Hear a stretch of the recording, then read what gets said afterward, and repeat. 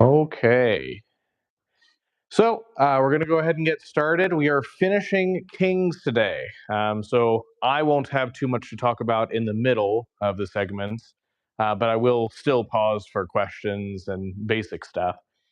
We are looking at the end of the whole system of kingship.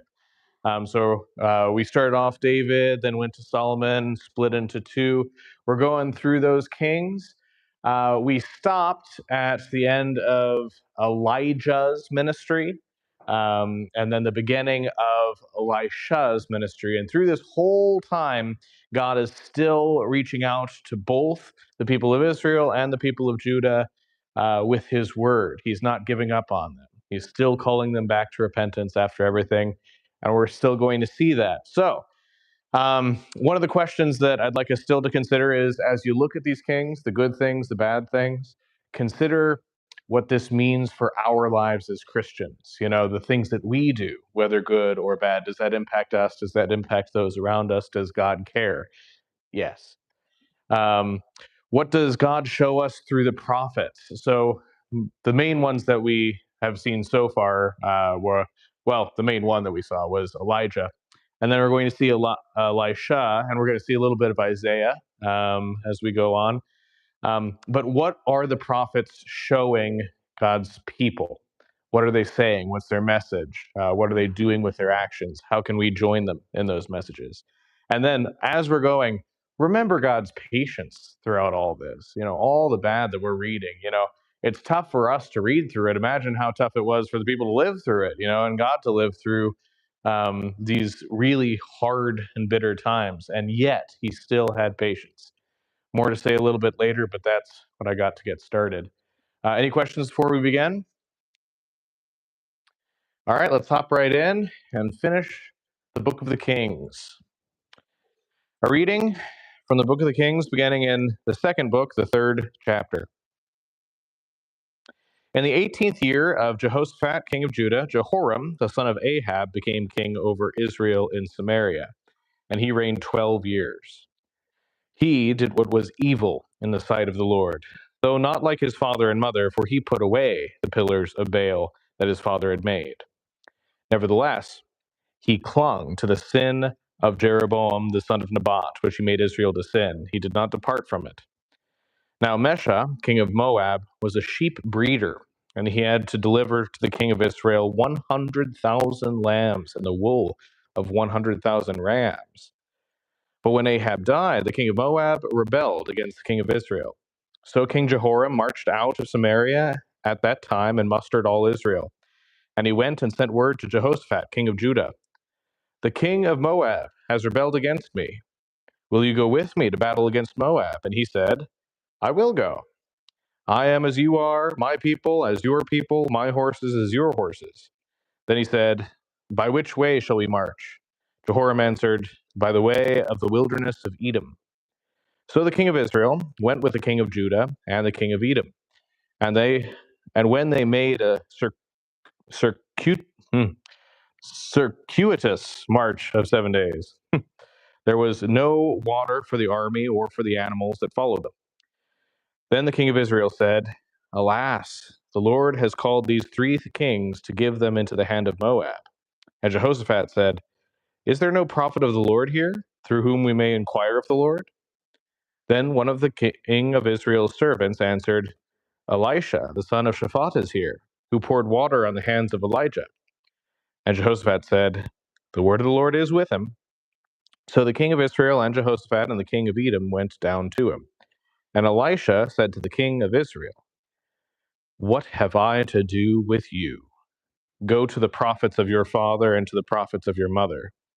But the king of Israel said to him, "No, it is the Lord who has called these three kings to give them into the hand of Moab."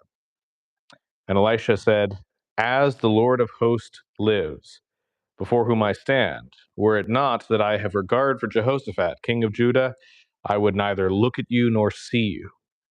But now bring me a musician." And when the musician played, the hand of the Lord came upon him. And he said, says the Lord, "I will make this dry steam bed full of pools. For thus says the Lord, You shall not see wind or rain, but that stream bed shall be filled with water, so that you shall drink, you, your livestock, and your animals. This is a light thing in the sight of the Lord. He will also give the Moabites into your hand, and you shall attack every fortified city and every choice city, and shall fell every good tree, and stop up all the springs of water, and ruin every good piece of land with stones. The next morning, about the time of offering the sacrifice, behold, water came from the direction of Edom, till the country was filled with water. When all the Moabites heard that the kings had come up to fight against them, all who were able to put on armor, from the youngest to the oldest, were called out and were drawn up at the border. And when they rose early in the morning and the sun shone on the water, the Moabites saw the water opposite them as red as blood. And they said, "This is blood. The kings have surely fought together and struck one another down. Now then, Moab, to the spoil." But when they came to the camp of Israel, the Israelites rose and struck the Moabites till they fled before them. And they went forward, striking the Moabites as they went. And they overthrew the cities, and on every good piece of land every man threw a stone until it was covered. They stopped up every spring of water and felled all the good trees, till only its stones were left in Kir Hareseth, and the slingers surrounded and attacked it. When the king of Moab saw that the battle was going against him, he took with him 700 swordsmen to break through opposite the king of Edom, but they could not. Then he took his oldest son, who was to reign in his place, and offered him for a burnt offering on the wall. And there came great wrath against Israel, and they withdrew from him and returned to their own land. Now the wife of one of the sons of the prophets cried to Elisha, "Your servant, my husband, is dead, and you know that your servant feared the Lord. But the creditor has come to take my 2 children to be his slaves." And Elisha said to her, "What shall I do for you?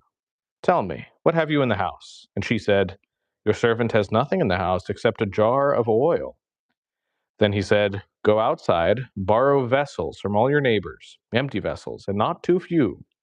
Then go in and shut the door behind yourself and your sons, and pour into all these vessels. And when one is full, set it aside." So she went from him and shut the door behind herself and her sons. And as she poured, they brought the vessels to her. When the vessels were full, she said to her son, "Bring me another vessel." And he said to her, "There is not another." Then the oil stopped flowing. She came and told the man of God, and he said, "Go, sell the oil and pay your debts, and you and your sons can live on the rest." One day, Elisha went on to Shunem, where a wealthy woman lived, who urged him to eat some food. So whenever he passed that way, he would turn in there to eat food. And she said to her husband, "Behold now, I know that this is a holy man of God who is continually passing our way. Let us make a small room on the roof with walls, and put there for him a bed, a table, a chair, and a lamp, so that whenever he comes to us, he can go in there." One day he came there, and he turned into the chamber and rested there. And he said to Gehazi, his servant, "Call this Shunammite." And when he had called her, she stood before him. And he said to him, "Say now to her, 'See, you have taken all this trouble for us. What is to be done for you?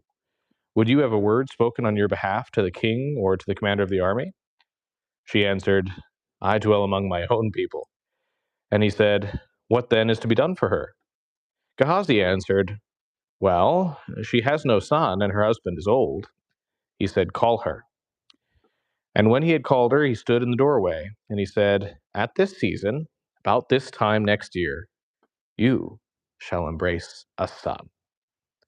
And she said, "No, my lord, O man of God, do not lie to your servant." But the woman conceived, and she bore a son about that time the following spring, as Elisha had said to her. When the child had grown, he went out one day to his father among the reapers.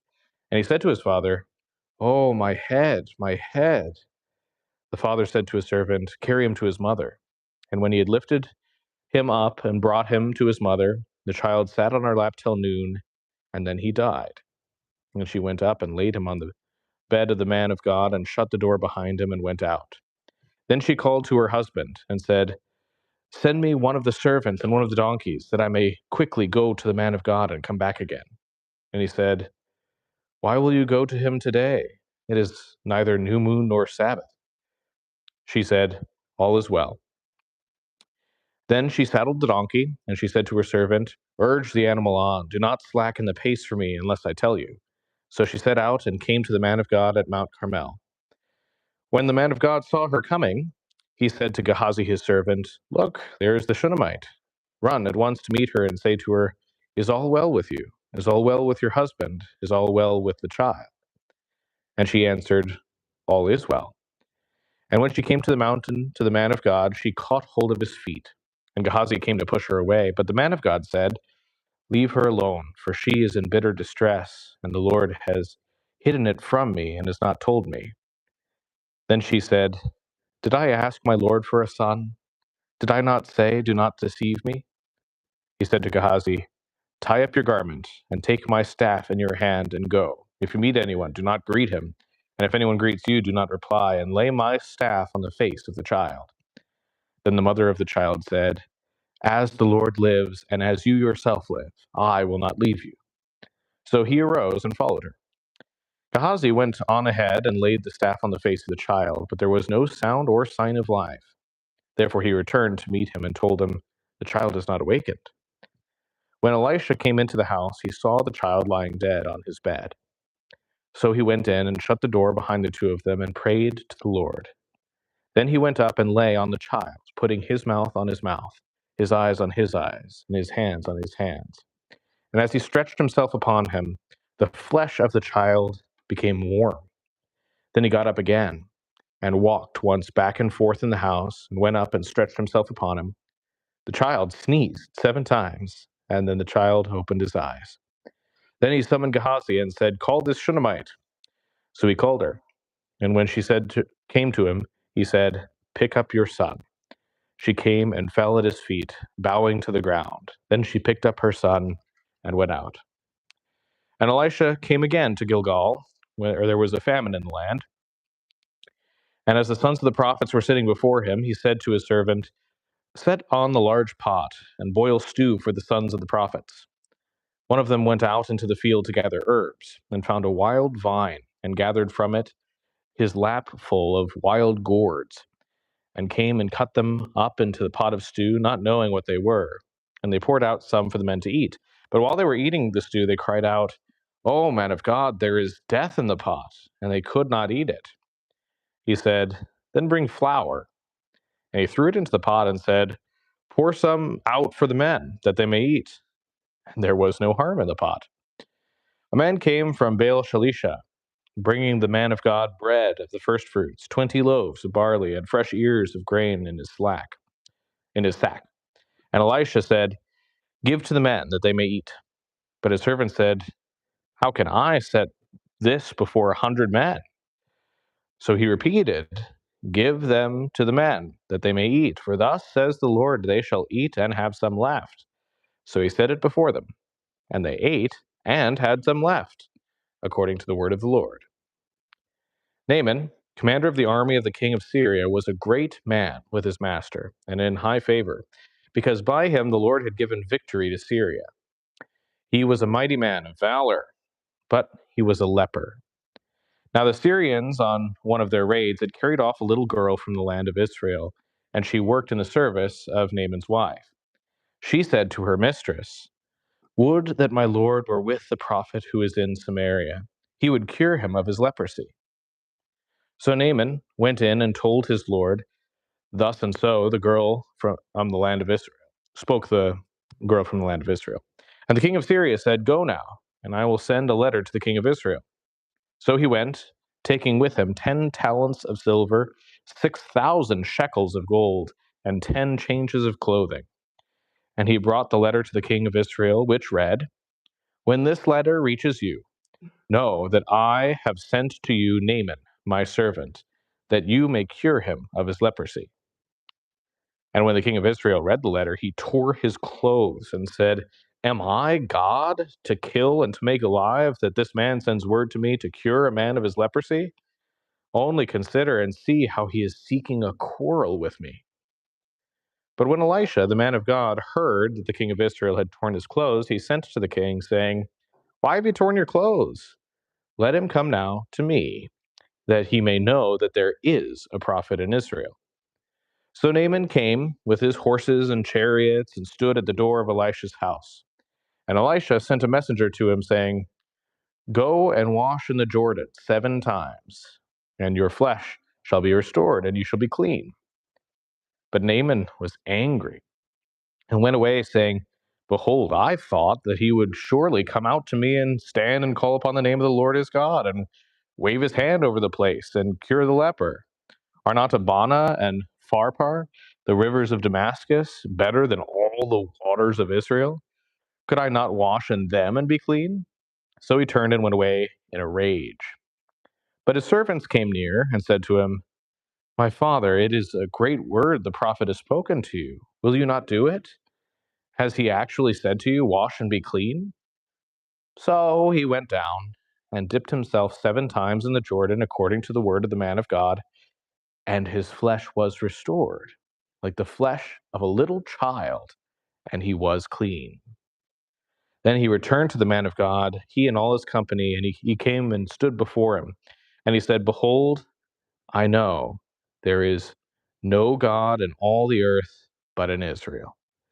So accept now a present from your servant. But he said, As the Lord lives, before whom I stand, I will receive none. And he urged him to take it, but he refused. Then Naaman said, If not, please let there be given to your servant 2 mules' load of earth, and from now on your servant will not offer burnt offering or sacrifice to any god but the Lord. In this matter may the Lord pardon your servant. When my master goes into the house of Rimmon to worship there, leaning on my arm, and I bow myself in the house of Rimmon, when I bow myself in the house of Rimmon, the Lord pardon your servant in this matter. He said to him, Go in peace. But when Naaman had gone out from him a short distance, Gehazi, the servant of Elisha, the man of God, said, See, my master has spared this Naaman the Syrian in not accepting from his hand what he brought. As the Lord lives, I will run after him and get something from him. So Gehazi followed Naaman. When Naaman saw someone running after him, he got down from the chariot to meet him and said, Is all well? And he said, All is well.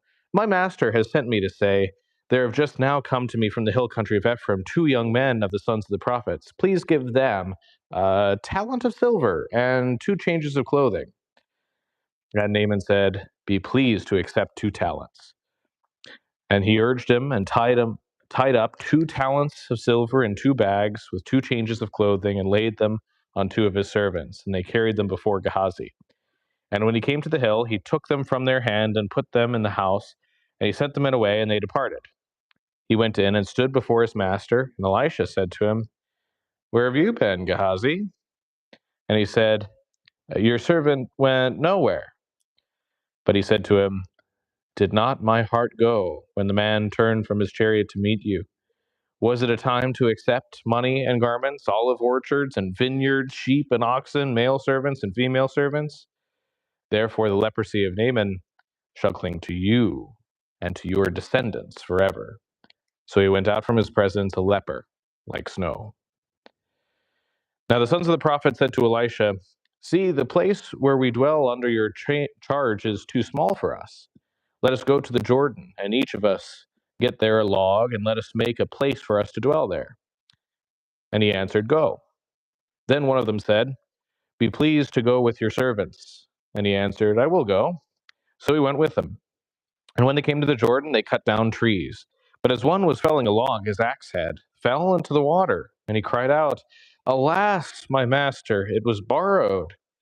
Then the man of God said, Where did it fall? When he showed him the place, he cut off a stick and threw it in there and made the iron float.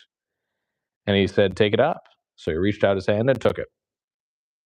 Once, when the king of Syria was warring against Israel, he took counsel with his servants, saying, At such and such a place shall be my camp. But the man of God sent word to the king of Israel, Beware that you do not pass this place, for the Syrians are going down there. And the king of Israel sent to the place about which the man of God told him. Thus he used to warn him, so that he saved himself there more than once or twice. And the mind of the king of Syria was greatly troubled because of this thing. And he called his servants and said to them, Will you not show me who of us is for the king of Israel? And one of his servants said, None, my lord, O king. But Elisha, the prophet who is in Israel, tells the king of Israel the words that you speak in your bedroom. And he said, Go and see where he is, that I may send and seize him. It was told him, Behold, he is in Dothan. So he went there, horses and chariots and a great army, and they came by night and surrounded the city. When the servant of the man of God arose early in the morning and went out, behold, an army with chariots and horses, and all was all around the city. And the servant said, Alas, my master, what shall we do? He said, Do not be afraid, for those who are with us are more than those who are with them. Then Elisha prayed and said, O Lord, please open his eyes that he may see. So the Lord opened the eyes of the young man, and he saw. And behold, the mountain was full of horses and chariots of fire all around Elisha. And when the Syrians came down against him, Elisha prayed to the Lord and said, Please strike this people with blindness. So he struck them with blindness in accordance with the prayer of Elisha. And Elisha said to them, This is not the way, and this is not the city. Follow me, and I will bring you to the man whom you seek. And he led them to Samaria. As soon as they entered Samaria, Elisha said, O Lord, open the eyes of these men that they may see.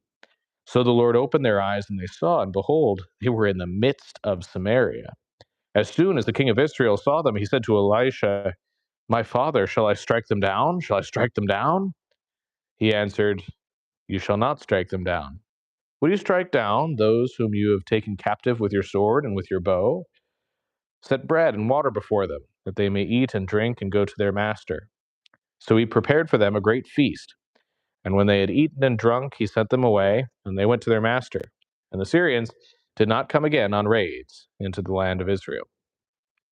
Afterward, Ben-Hadad, king of Syria, mustered his entire army and went up and besieged Samaria. And there was a great famine in Samaria as they besieged it, until a donkey's head was sold for 80 shekels of silver, and the fourth part of a cob of dove's dung for 5 shekels of silver. Now, as the king of Israel was passing by on the wall, a woman cried out to him, saying, Help, O Lord, O king. And he said, If the Lord will not help you, how shall I help you? From the threshing floor or from the winepress? And the king answered her, What is your trouble? She answered, This woman said to me, Give your son, that we may eat him today, and we will eat my son tomorrow. So we boiled my son and ate him. And on the next day I said to her, Give your son, that we may eat him. But she has hidden her son. When the king heard the words of the woman, he tore his clothes. Now he was passing by on the wall, and the people looked, and behold, he had sackcloth beneath on his body. And he said, May God do so to me, and more also, if the head of Elisha, the son of Shaphat, remains on his shoulders today. Elisha was sitting in his house, and the elders were sitting with him. Now the king had dispatched a man from his presence, but before the messenger arrived, Elisha said to the elders, Do you see how this murderer has sent to take off my head? Look, when the messenger comes, shut the door and hold the door fast against him. Is not the sound of his master's feet behind him? And while he was still speaking with him, the messenger came down to him and said, This trouble is from the Lord. Why should I wait for the Lord any longer? But Elisha said, Hear the word of the Lord. Thus says the Lord, Tomorrow, about this time, a seah of fine flour shall be sold for a shekel, and 2 seahs of barley for a shekel at the gate of Samaria. Then the captain, on whose hand the king leaned, said to the man of God, If the Lord himself should make windows in heaven, could this thing be? But he said, You shall see it with your own eyes, but you shall not eat of it. Now there were 4 men who were lepers at the entrance of the gate, and they said to one another, Why are we sitting here until we die? If we say, Let us enter the city, the famine is in the city, and we shall die there. And if we sit here, we die also. So now come, let us go over to the camp of the Syrians. If they spare our lives, we shall live, and if they kill us, we shall but die. So they arose at twilight to go to the camp of the Syrians. But when they came to the edge of the camp of the Syrians, behold, there was no one there. For the Lord had made the army of the Assyrians hear the sound of chariots and of horses, the sound of a great army. So that they said to one another, behold, the king of Israel has hired against us the kings of the Hittites and the kings of Egypt to come against us.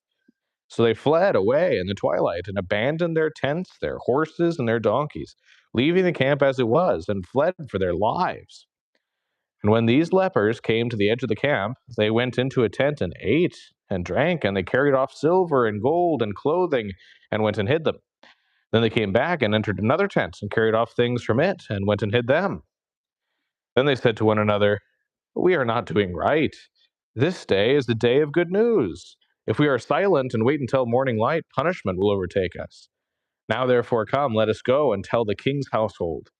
So they came and called to the gatekeepers of the city and told them, we came into the camp of the Syrians, and behold, there was no one to be seen or heard there, nothing but the horses tied and the donkeys tied, and the tents as they were. Then the gatekeepers called out, and it was told within the king's household. And the king rose in the night and said to his servants, I will tell you what the Syrians have done to us. They know that we are hungry, therefore they have gone out of the camp to hide themselves in the open country, thinking, when they come out of the city, we shall take them alive and get into the city. And one of his servants said, let some men take 5 of the remaining horses, seeing that those who are left here will fare like the whole multitude of Israel who have already perished. Let us send and see. So they took 2 horsemen, and the king sent them after the army of the Syrians, saying, go and see. So they went after them as far as the Jordan, and behold, all the way was littered with garments and equipment that the Syrians had thrown away in their haste. And the messengers returned and told the king. Then the people went out and plundered the camp of the Syrians. So a seah of fine flour was sold for a shekel, and 2 seahs of barley for a shekel, according to the word of the Lord. Now the king had appointed the captain on whose hand he leaned to have charge of the gate. And the people trampled him in the gate so that he died, as the man of God had said when the king came down to him. For when the man of God had said to the king, 2 seahs of barley shall be sold for a shekel, and a seah of fine flour for a shekel, about this time tomorrow in the gate of Samaria, the captain had answered the man of God, if the Lord himself should make windows in heaven, could such a thing be? And he had said, you shall see it with your own eyes, but you shall not eat of it. And so it happened to him, for the people trampled him in the gate, and he died. Now Elisha had said to the woman whose son he had restored to life, arise and depart with your household and sojourn wherever you can, for the Lord has called for a famine, and it will come upon the land for 7 years. So the woman arose and did according to the word of the man of God. She went with her household and sojourned in the land of the Philistines 7 years. And at the end of the 7 years, when the woman returned from the land of the Philistines, she went to appeal to the king for her house and her land. Now the king was talking with Gehazi, the servant of the man of God, saying, tell me all the great things that Elisha has done. And while he was telling the king how Elisha had restored the dead to life, behold, the woman whose son he had restored to life appealed to the king for her house and her land. And Gehazi said, my lord, O king, here is the woman, and here is her son, whom Elisha restored to life. And when the king asked the woman, she told him. So the king appointed an official for her, saying, restore all that was hers, together with all the produce of the fields, from the day that she left the land until now. Now Elisha came to Damascus. Ben-Hadad, the king of Syria, was sick, and when it was told him, the man of God has come here, the king said to Hazael, take a present with you, and go and meet the man of God, and inquire of the Lord through him, saying, shall I recover from this sickness? So Hazael went out to meet him, and took a present with him, all kinds of goods of Damascus, 40 camel loads. When he came and stood before him, he said, your son, Ben-Hadad, king of Syria, has sent me to you, saying, shall I recover from this sickness? And Elisha said to him, go, say to him, you shall certainly recover. But the Lord has shown me that he shall certainly die. And he fixed his gaze and stared at him until he was embarrassed. And the man of God wept. And Hazael said, why does my Lord weep? He answered, because I know the evil that you will do to the people of Israel.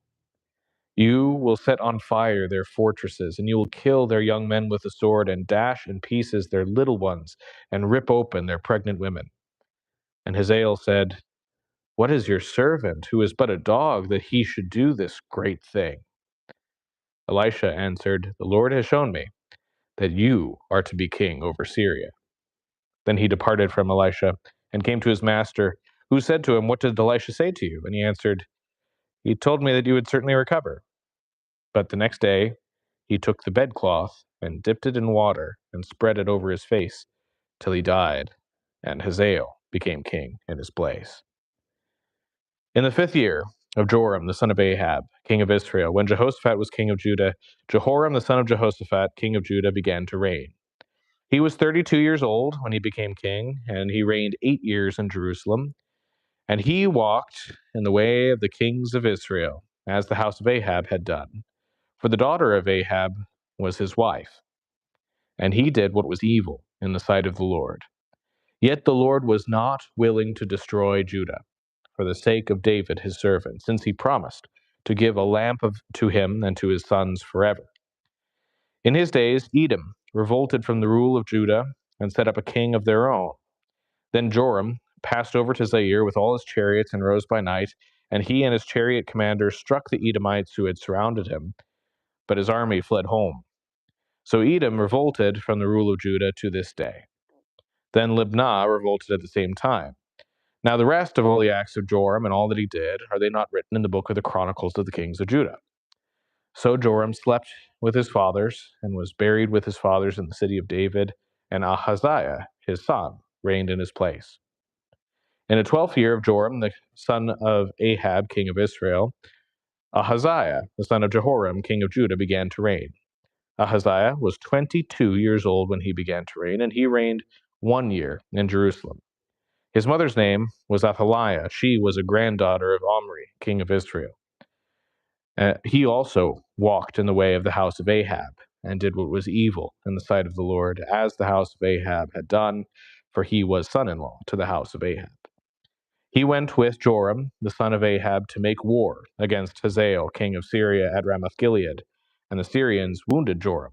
And King Joram returned to be healed in Jezreel of the wounds that the Syrians had given him at Ramah, when he fought against Hazael, king of Syria.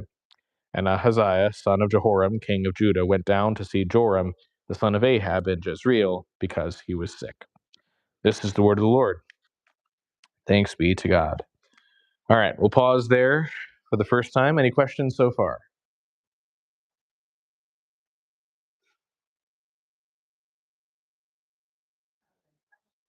Hmm?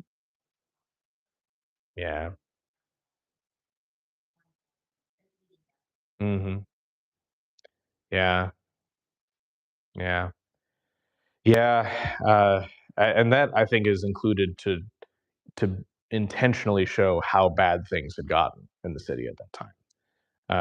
Because, who in the whole world should care most for a child? The child's mother, right? And the fact that these two mothers are conspiring, to eat their own children, it's a historical fact, and it's something that is intentionally included to show things had gotten really, really bad in the city at that time. And this is because the people aren't faithful. If the kings of Israel, if the people of Israel had been faithful, had been true to the covenant that they made with the one true God, they wouldn't be put in that kind of situation. They'd have plenty. That was the promise. But even though when we initially sin, we think, oh, it won't be so bad, and I'll be able to do what I want to do and it won't really matter. The truth is, sin has consequences, even worldly consequences. And when we read such things, it should be a reminder for that kind of thing. Yeah. Yeah, that always strikes me too, that bit.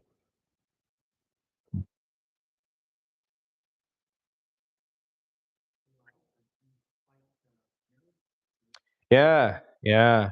Well, we read last time Elijah, before he ascended, he asked Elisha what he would want, and Elisha said, twice of your spirit. And it's funny, depending on how you count the miracles. Elijah is recorded as having, I think, 7 miracles in the book of First Kings. But then Elisha has 14 that are recorded. So that's kind of a fun kind of thing. And it's also, while these nations are like evil and going wholly after, these other gods and oppression and all sorts of evil things, while that's all going on, God still has his prophets going around and helping people, helping the widow at Nain, helping the Shunammite woman, and even with just little things like she was never able to have a son, and so God gives her a son and raising him up and making sure that one of the widows of one of his followers wouldn't be sold into slavery, by giving her enough oil to live off of. It shows that God is, even as his people deserve to be utterly cut off and starve to death, God still has a merciful heart and he still cares about the people in suffering and he goes out and he helps them. Yeah, it's a tough read, Kings, but there's good gospel there too. All right. If there's no more other questions, we'll press right along. Got a lot of ground to cover. All right, a reading from the book of Kings, continuing in the 9th chapter of the second book. Then Elisha the prophet called one of the sons of the prophets and said to him, "Tie up your garments and take this flask of oil in your hand and go to Ramoth Gilead. And when you arrive, look there for Jehu, the son of Jehoshaphat, the son of Nimshi, and go in and have him rise from among his fellows and lead him to an inner chamber.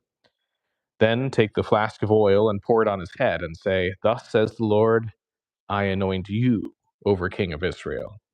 Then open the door and flee. Do not linger." So the young man, the servant of the prophet, went to Ramoth Gilead. And when he came, behold, the commanders of the army were in council. And he said, "I have a word for you, O commander." And Jehu said, "To which of us all?" And he said, "To you, O commander." So he arose and went into the house. And the young man poured the oil on his head, saying to him, "Thus says the Lord, the God of Israel, I anoint you king over the people of the Lord, over Israel. And you shall strike down the house of Ahab your master, so that I may avenge on Jezebel the blood of my servants, the prophets, and the blood of all the servants of the Lord. For the whole house of Ahab shall perish, and I will cut off from Ahab every male, bond or free, in Israel. And I will make the house of Ahab like the house of Jeroboam the son of Nebat, and like the house of Baasha the son of Ahijah. And the dogs shall eat Jezebel in the territory of Jezreel, and none shall bury her." Then he opened the door and fled. When Jehu came out to the servants of his master, they said to him, "Is all well? Why did this mad fellow come to you?" And he said to them, "You know the fellow and his talk." And they said, "That is not true. Tell us now." And he said, "Thus and so he spoke to me, saying, 'Thus says the Lord, I anoint you king over Israel.' Then in haste every man of them took his garment and put it under him on the bare steps, and they blew the trumpets and proclaimed, 'Jehu is king.' Thus Jehu, the son of Jehoshaphat, the son of Nimshi, conspired against Joram. Now Joram, with all Israel, had been on guard at Ramoth Gilead against Hazael, king of Syria. But King Joram had returned to be healed in Jezreel of the wounds that the Syrians had given him when he fought with Hazael, king of Syria. So Jehu said, "If this is your decision, then let no one slip out of the city to go and tell the news in Jezreel." Then Jehu mounted his chariot and went to Jezreel, for Joram lay there. And Ahaziah, king of Judah, had come down to visit Joram. Now the watchman was standing on the tower in Jezreel, and he saw the company of Jehu as he came, and said, "I see a company." And Joram said, "Take a horseman and send to meet them, and let him say, 'Is it peace?'" So a man on horseback went to meet him, and said, "Thus says the king, is it peace?" And Jehu said, "What do you have to do with peace? Turn around and ride behind me." And the watchman reported, saying, "The messenger reached him, but he's not coming back." Then he sent out a second horseman, who came to them and said, "Thus the king has said, is it peace?" And Jehu answered, "What do you have to do with peace? Turn around and ride behind me." Again the watchman reported, "He reached them, but he's not coming back. And the driving is like the driving of Jehu, the son of Nimshi, for he drives furiously." Joram said, "Make ready." And they made ready his chariot. Then Joram, king of Israel, and Ahaziah, king of Judah, set out, each in his chariot, and went to meet Jehu, and meet him at the property of Naboth the Jezreelite. And when Joram saw Jehu, he said, "Is it peace, Jehu?" He answered, "What peace can there be, so long as the whorings and the sorceries of your mother Jezebel are so many?" Then Joram reined about and fled, saying to Ahaziah, "Treachery, O Ahaziah!" And Jehu drew his bow with his full strength and shot Joram between the shoulders, so that the arrow pierced his heart, and he sank in his chariot. Jehu said to Bidkar, his aide, "Take him up and throw him on the plot of ground belonging to Naboth the Jezreelite. For remember, when you and I rode side by side behind Ahab his father, how the Lord made this pronouncement against him. As surely as I saw yesterday the blood of Naboth and the blood of his sons, declares the Lord, I will repay you on this plot of ground. Now therefore take him up and throw him on the plot of ground in accordance with the word of the Lord." When Ahaziah, the king of Judah, saw this, he fled in the direction of Beth Hagan. And Jehu pursued him and said, "Shoot him also." And they shot him in the chariot at the ascent of Gur, which is by Ibleam. And he fled to Megiddo and died there. His servants carried him in a chariot to Jerusalem and buried him in his tomb with his fathers in the city of David. In the 11th year of Joram, the son of Ahab, Ahaziah began to reign over Judah. When Jehu came to Jezreel, Jezebel heard of it, and she painted her eyes and adorned her head and looked out of the window.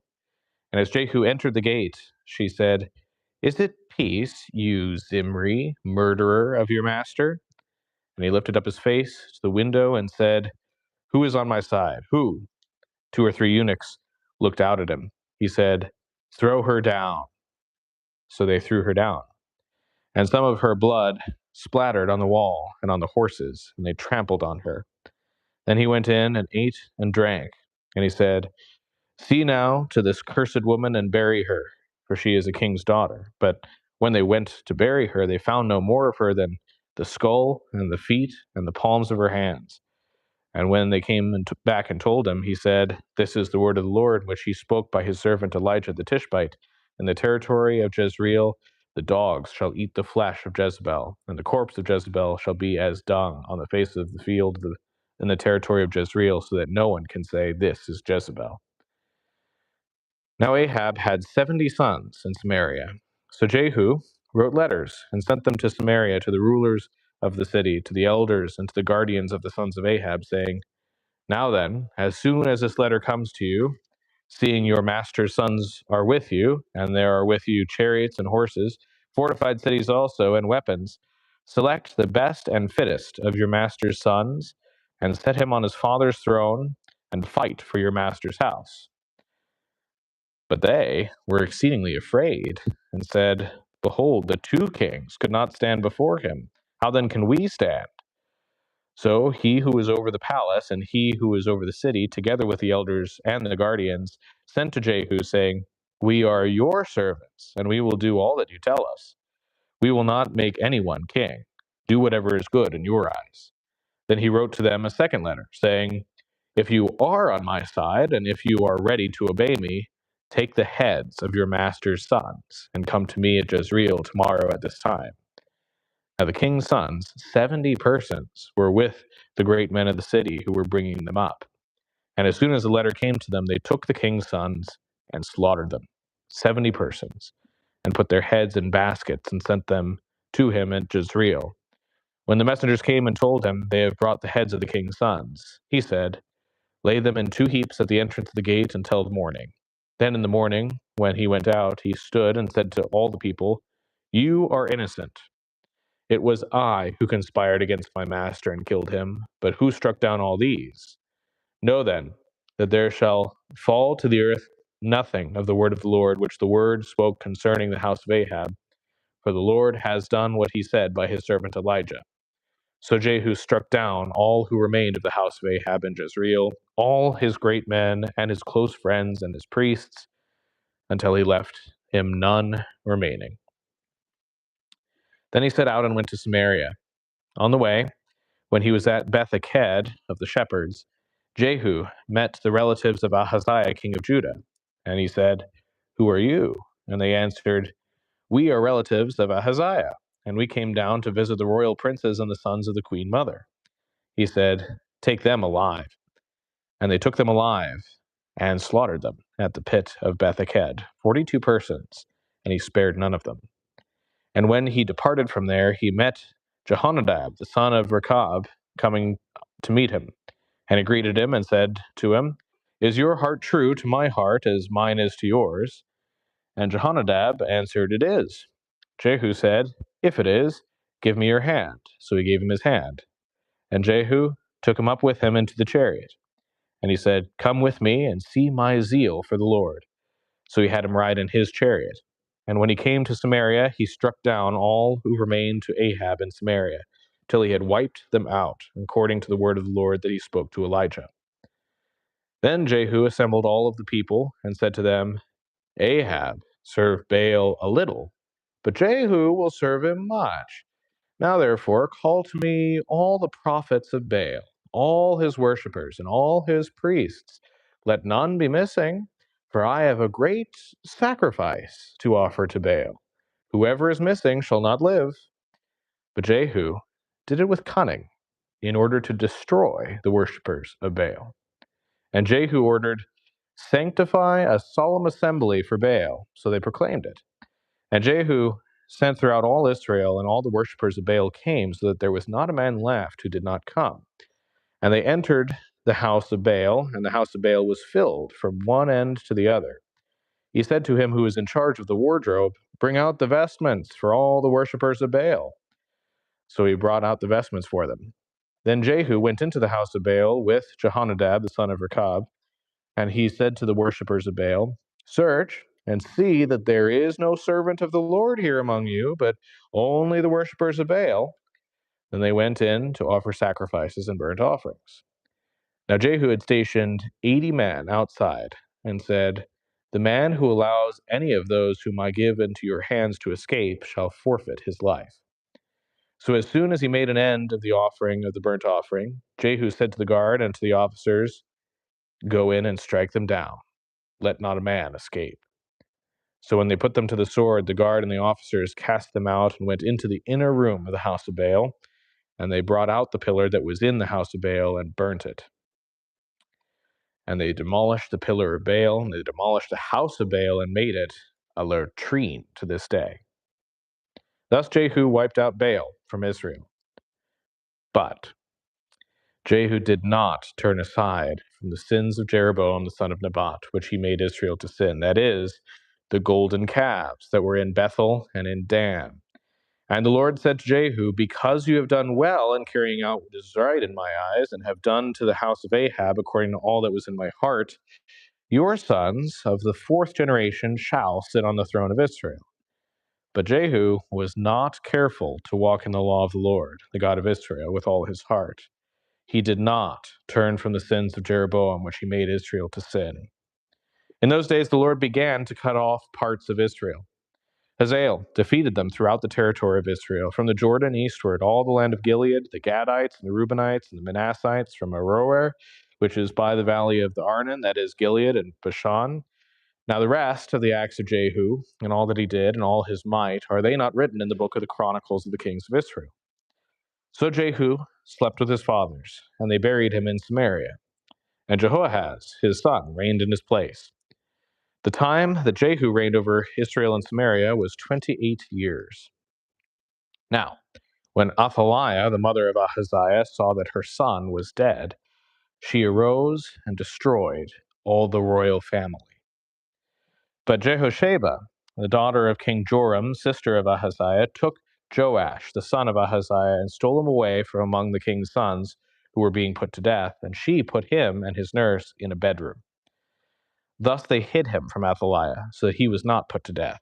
And he remained with her 6 years, hidden in the house of the Lord, while Athaliah reigned over the land. But in the 7th year, Jehoiada, sent and brought the captains of the Carites and of the guards, and made them come to him in the house of the Lord. And he made a covenant with them, and put them under oath in the house of the Lord. And he showed them the king's son. And he commanded them, "This is the thing that you shall do.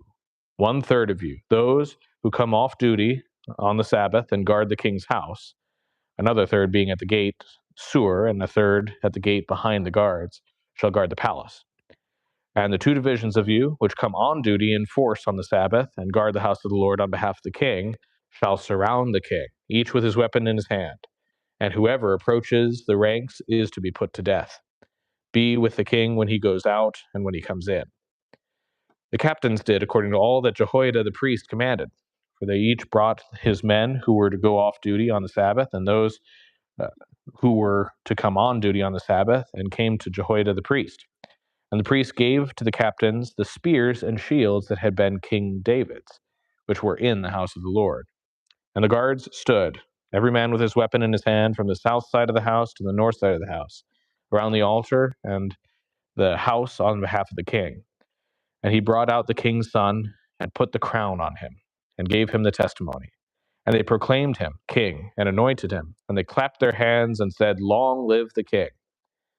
When Athaliah heard the noise of the guard and the people, she went into the house of the Lord to the people. And when she looked, there was the king standing by the pillar, according to the custom, and the captains and the trumpeters beside the king, and all the people of the land rejoicing and blowing trumpets. And Athaliah tore her clothes and cried, "Treason! Treason!" Then Jehoiada the priest commanded the captains who were set over the army, "Bring her out between the ranks, and put to death with the sword anyone who follows her." For the priest said, "Let her not be put to death in the house of the Lord." So they laid hands on her, and she went through the horses' entrance to the king's house, and there she was put to death. And Jehoiada made a covenant between the Lord and the king and the people, that they should be the Lord's people, and also between the king and the people. Then all the people of the land went to the house of Baal and tore it down. His altars and his images they broke in pieces, and they killed Matan, the priest of Baal, before the altars. And the priest posted a watchman over the house of the Lord, and he took the captains, the Carites, the guards, and all the people of the land, and they brought the king down from the house of the Lord, marching through the gate of the guards to the king's house. And he took his seat on the throne of the kings. So all the people of the land rejoiced, and the city was quiet after Athaliah had been put to death with the sword at the king's house. Jehoash was 7 years old when he began to reign. In the 7th year of Jehu, Jehoash began to reign, and he reigned 40 years in Jerusalem. His mother's name was Zibiah of Beersheba. And Jehoash did what was right in the eyes of the Lord all his days, because Jehoiada the priest instructed him. Nevertheless, the high places were not taken away. The people continued to sacrifice and make offerings on the high places. Jehoash said to the priests, "All the money of the holy things that is brought into the house of the Lord, the money for which each man is assessed, the money from the assessment of the persons, and the money that a man's heart prompts him to bring into the house of the Lord, let the priests take, each from his donor, and let them repair the house wherever any needs of repairs is discovered." But by the 23rd year of King Jehoash, the priests had made no repairs on the house. Therefore the king Jehoash summoned Jehoiada the priest and the other priests, and said to them, "Why are you not repairing the house? Now therefore take no more money from your donors, but hand it over for the repair of the house." So the priests agreed that they should take no more money from the people, and that they should not repair the house. Then Jehoiada the priest took a chest, and bored a hole in the lid of it, and set it beside the altar on the right side as one entered the house of the Lord. And the priest who guarded the threshold put in it all the money which was brought into the house of the Lord.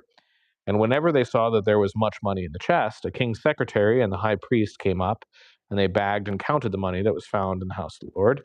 Then they would give the money that was weighed out into the hands of the workmen, who had the oversight of the house of the Lord. And they paid it out to the carpenters and the builders who worked on the house of the Lord, and to the masons and stonecutters, as well as to buy timber and quarried stone for making repairs in the house of the Lord, and for any outlay for the repairs of the house. But there were not made for the house of the Lord basins of silver, snuffers, bowls, trumpets, or any vessels of gold or of silver from the money that was brought into the house of the Lord for that, was given to the workmen who were repairing the house of the Lord with it.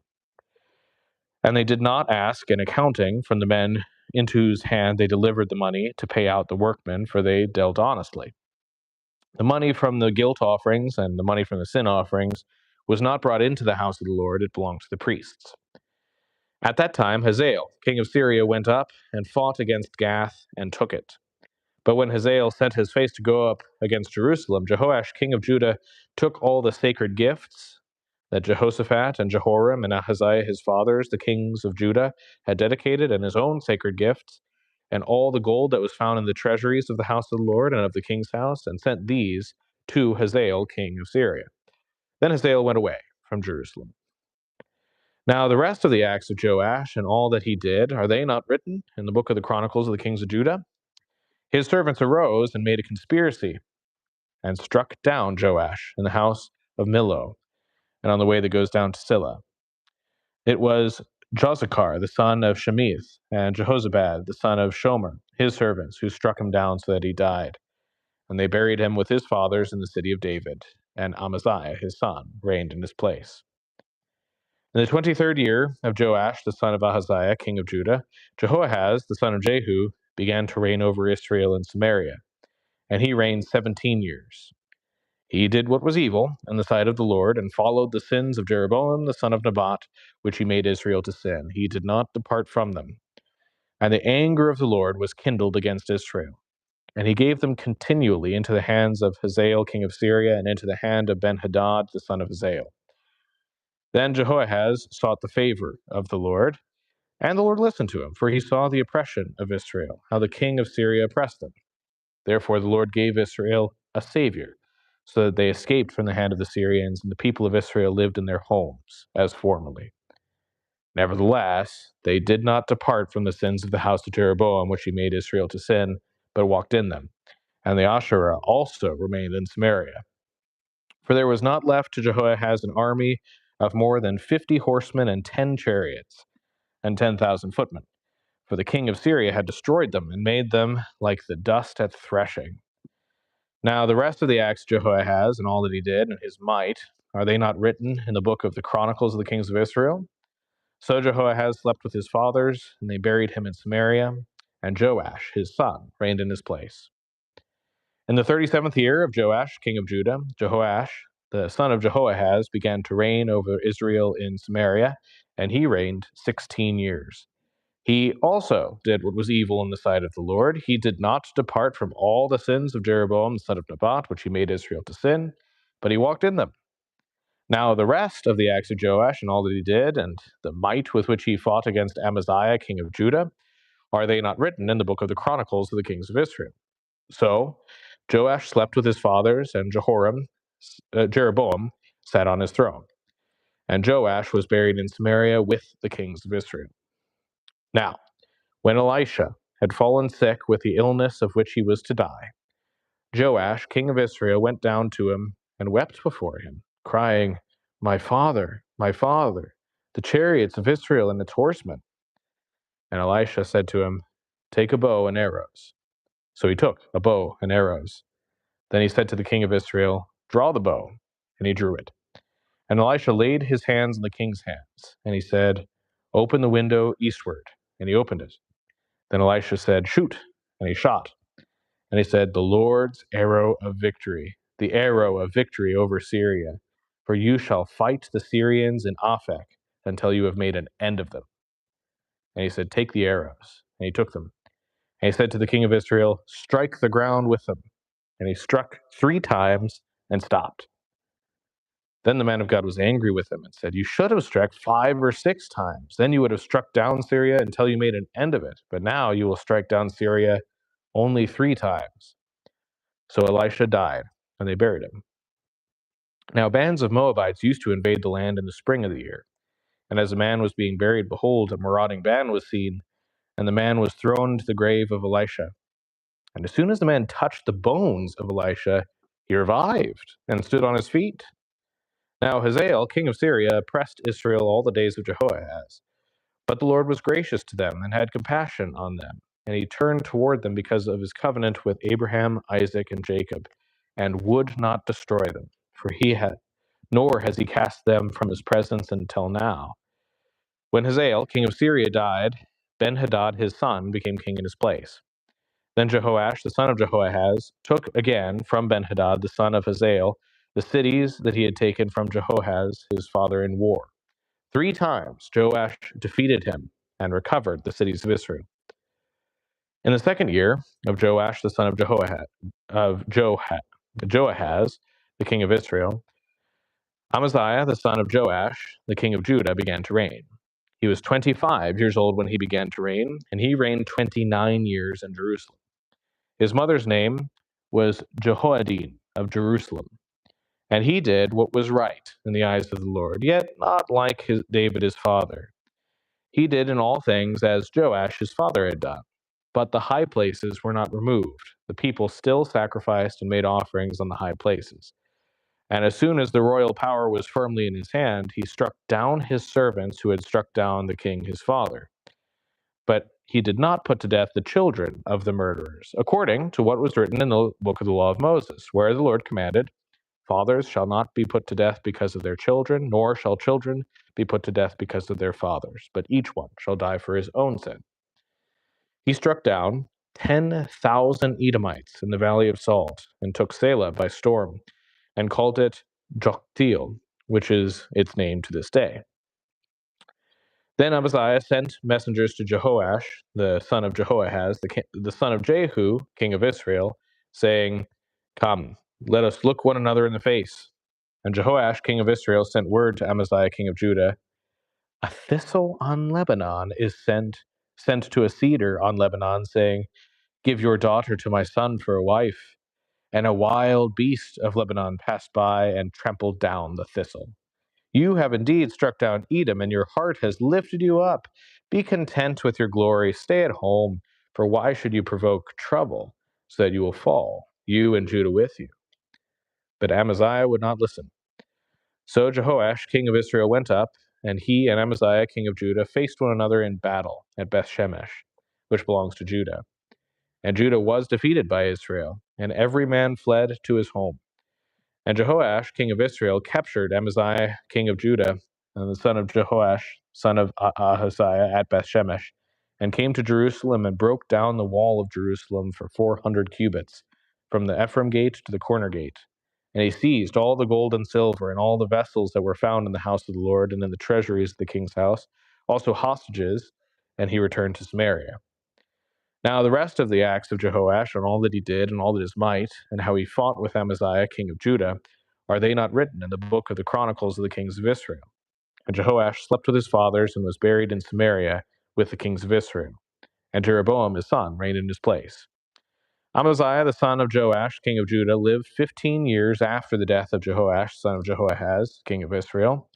Now the rest of the deeds of Amaziah, are they not written in the book of the Chronicles of the kings of Judah?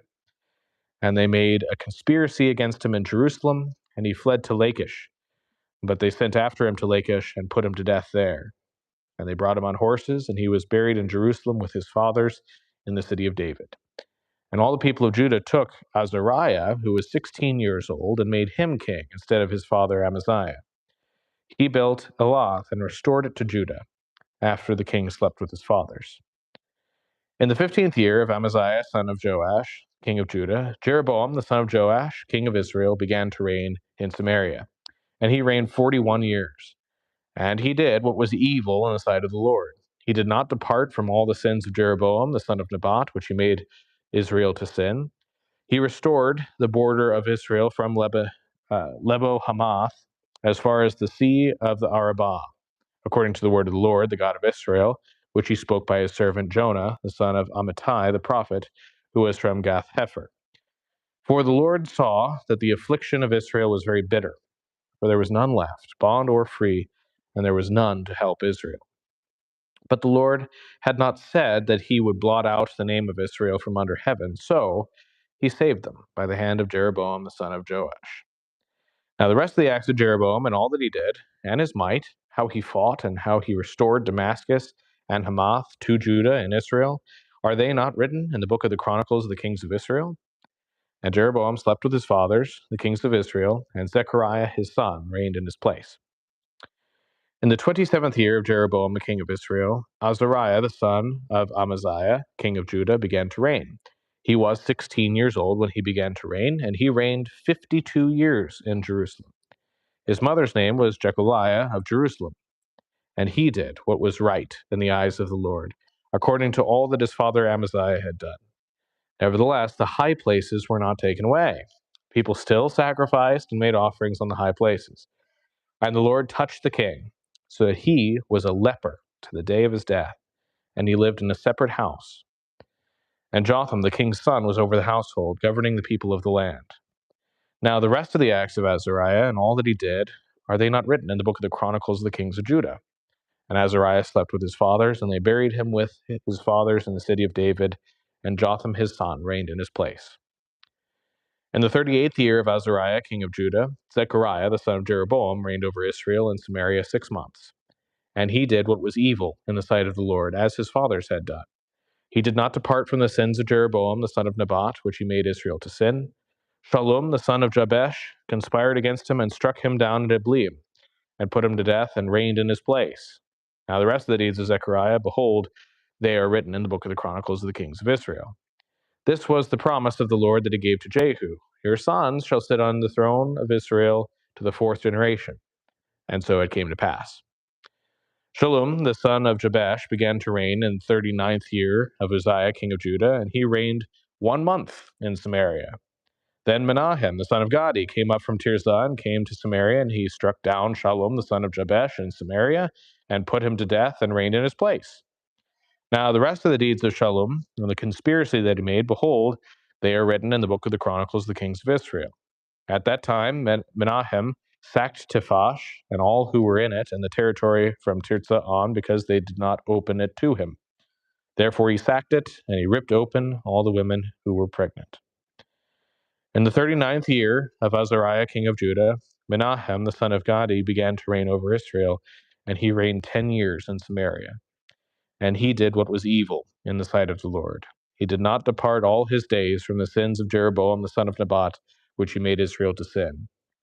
Pul, the king of Assyria, came against the land, and Menahem gave Pul 1,000 talents of silver that he might help him to confirm his hold on the royal power. Menahem exacted the money from Israel, that is, from all the wealthy men, 50 shekels of silver from every man, to give to the king of Assyria. So the king of Assyria turned back and did not stay there in the land. Now the rest of the deeds of Menahem and all that he did, are they not written in the book of the Chronicles of the kings of Israel? And Menahem slept with his fathers, and Pekahiah, his son, reigned in his place. In the 50th year of Azariah, king of Judah, Pekahiah, the son of Menahem, began to reign over Israel and Samaria, and he reigned 2 years. And he did what was evil in the sight of the Lord. He did not turn away from the sins of Jeroboam, the son of Nebat, which he made Israel to sin, and Pekah, the son of Remaliah, his captain, conspired against him with 50 men of the people of Gilead, and struck him down in Samaria, in the citadel of the king's house, with Argob and Ariah, and he put them to death and reigned in his place. Now the rest of the deeds of Pekahiah and all that he did, and behold, they are written in the book of the Chronicles of the kings of Israel. In the 52nd year of Azariah, king of Judah, Pekah, the son of Remaliah, began to reign over Israel and Samaria, and he reigned 20 years. And he did what was evil in the sight of the Lord. He did not depart from the sins of Jeroboam, son of Nebat, which he made Israel to sin. In the days of Pekah, king of Israel, Tiglath-Pileser, king of Assyria, came and captured Ijon, Abel-Beth-Makkah, Genoa, Kadesh, Hazor, Gilead, and Galilee, all the land at Naphtali, and he carried the people captive to Assyria. Then Hoshea, the son of Elah, made a conspiracy against Pekah, the son of Remaliah, and struck him down and put him to death, and reigned in his place in the 20th year of Jotham, the son of Uzziah. Now the rest of the acts of Pekah and all that he did, behold, they are written in the book of the Chronicles of the kings of Israel. In the 2nd year of Pekah, the son of Remaliah, king of Israel, Jotham, the son of Uzziah, king of Judah, began to reign. He was 25 years old when he began to reign, and he reigned 16 years in Jerusalem. His mother's name was Jerusha, the daughter of Zadok.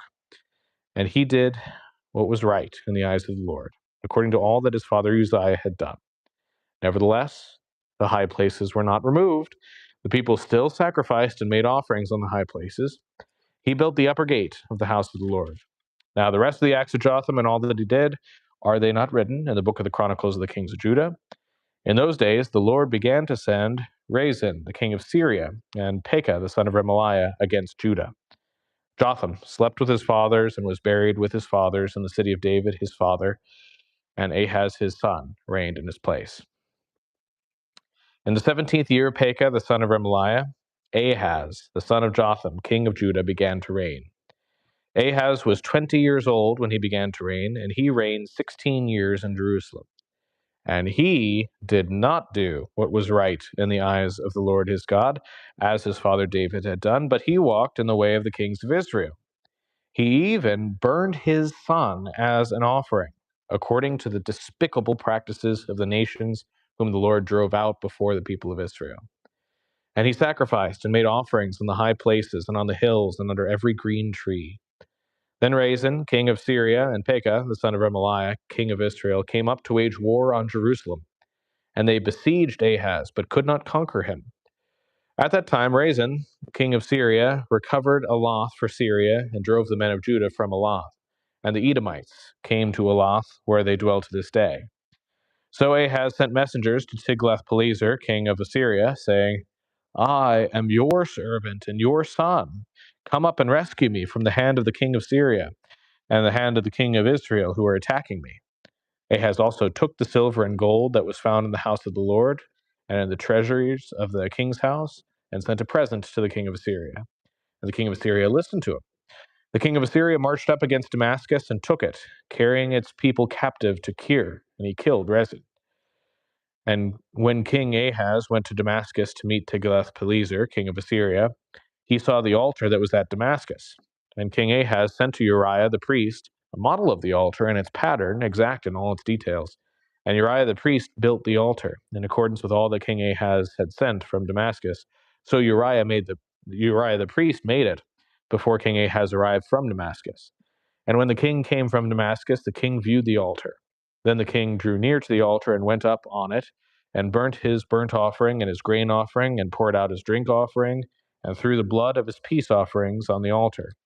And the bronze altar that was before the Lord he removed from the front of the house, from the place between his altar and the house of the Lord, and put it on the north side of his altar.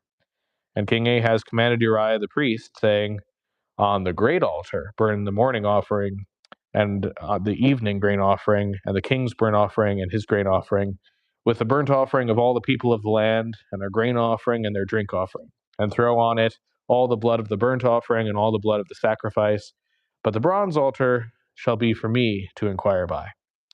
Uriah the priest did all this as King Ahaz commanded. And King Ahaz cut off from the frames of the stands and removed the basins from them. And he took down the sea from off the bronze oxen that were under it and put it on a stone pedestal.